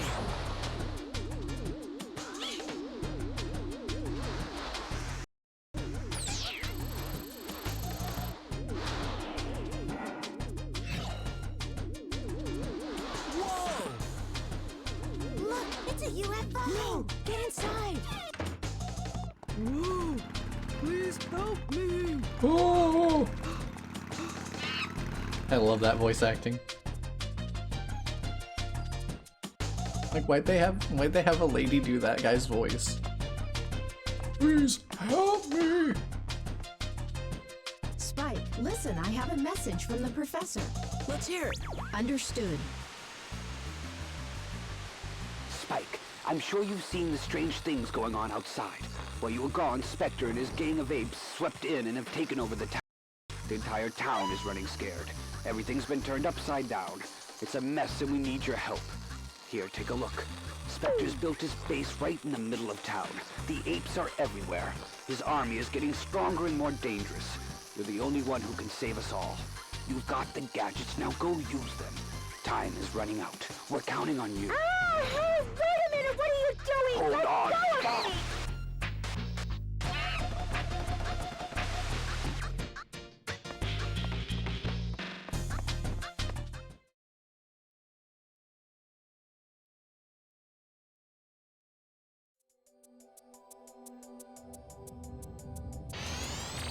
So yeah, that's not good. The, Professor and Natalie are just gone. They've been kidnapped.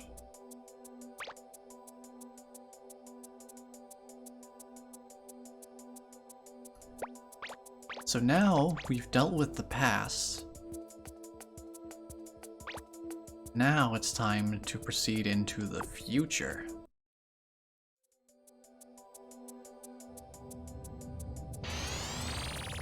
Okay, like present slash future.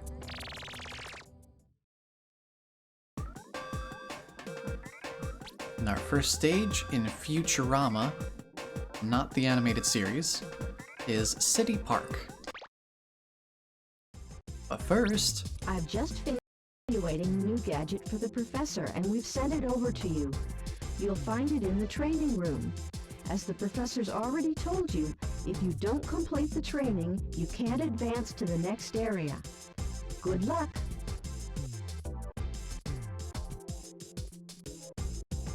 that's like the most we ever get to hear her speak. I'm going for it. We got an RC car.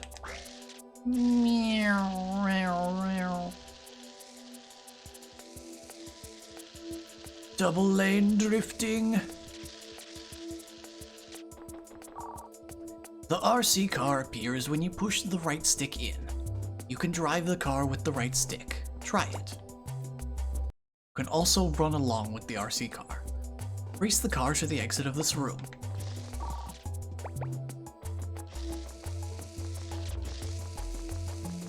So you can drive the car while doing other things, and you can run it into enemies. You can beat the enemies by hitting them with the RC car, and you can trigger the floor switch with it, which is important. You don't usually use the RC car as much for the attack benefit as much as just utility. There you go. See the switch on the other side of the fence? Drive the RC car through that small opening. And we've seen small openings like this a couple times before.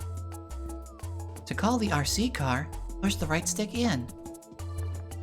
Or you can also press the RC car's equipped gadget button again.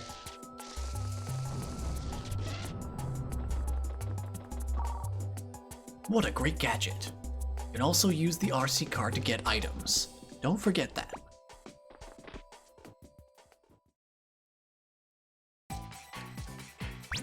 Spike, something has gone terribly wrong.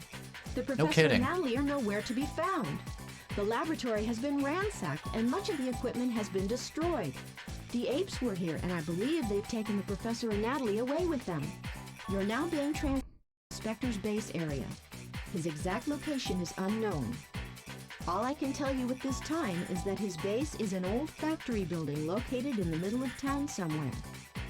Spectre's taken it over and is now using it to manufacture weapons. But first, before you head over to the base, find the energy storehouse. The energy storehouse is the heart of Spectre's factory. By destroying this, he'll shut down all the power to his base. The energy storehouse is hidden somewhere within a nearby park. Please hurry! The professor and Natalie may be in great danger. One more thing. The base has a heavy and very powerful security system that will not be affected by the power shutdown. So be careful.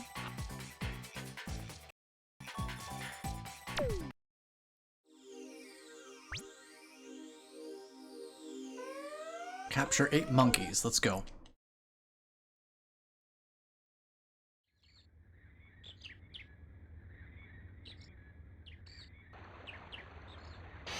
Let's go! Only area in the game that doesn't have music, just ambiance. Yeah, yeah.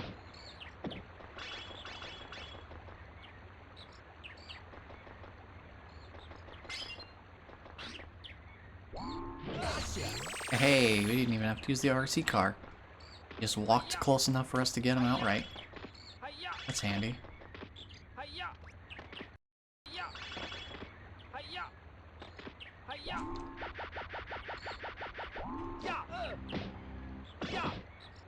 Get out of here.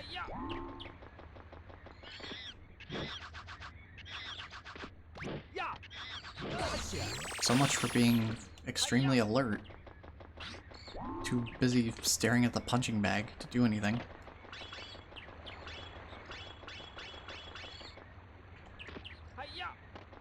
Okay. So we've got 2 monkeys so far. To get further in the level, we need to capture at least 3.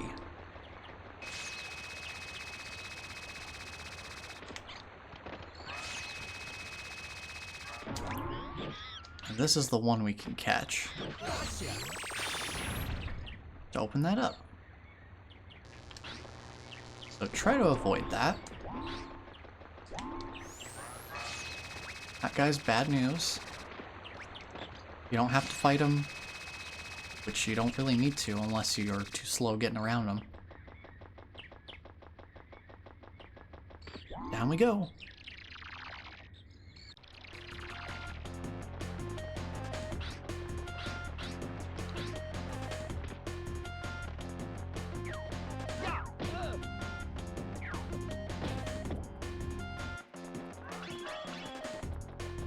Yeah, you can't do anything to me up there, dude.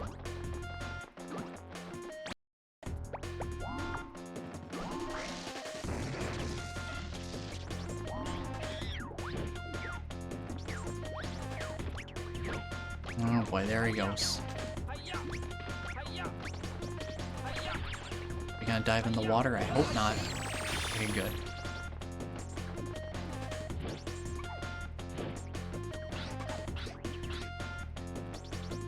Another place where we need the RC car. So what you do is you drive it to kind of like try to spook them out of one of these openings. And then grab them when they come out. And that's one of the main purposes of the RC car. Is to get those monkeys to come out of their hidey holes.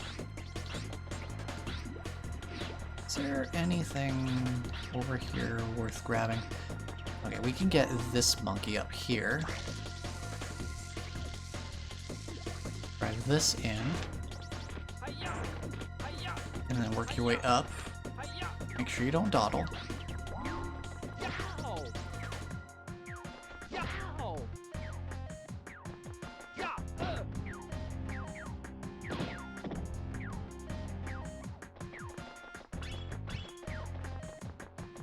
So what you want to do here is you can collect all those chips if you want to, but just carefully drive the car over here, grab the Spectre coin, and drop yourself down here. And now you're in the lair of the beast. Whoa, whoa, whoa, hey. Watch those rockets, dude.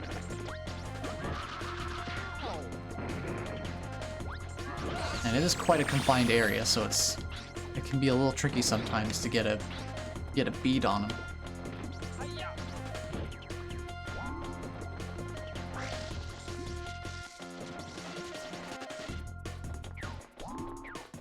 Can you give me some health?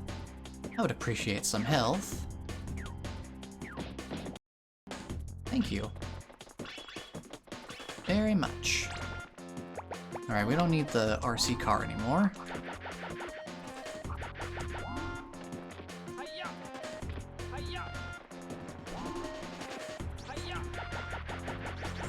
We're all good. You can just move right along. This area.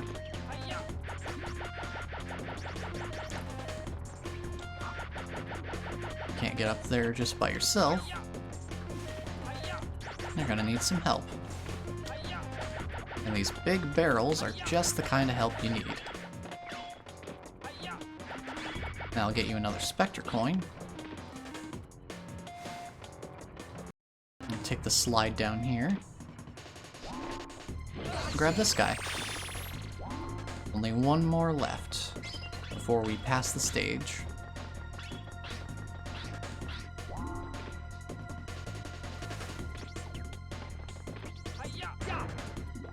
Take the lift back up. Now thankfully these slopes let you jump off of them, so you really don't have to worry about the barrels at all. All you have to do is just make sure you don't get squished by them. You don't have to worry about specifically riding them over to the other side.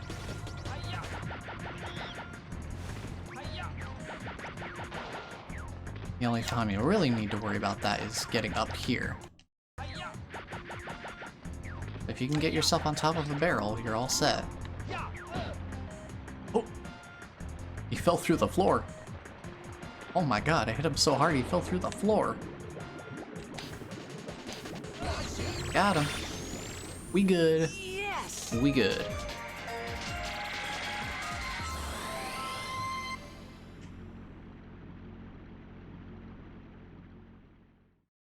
And with that... Now they're still not here. We gotta go get them.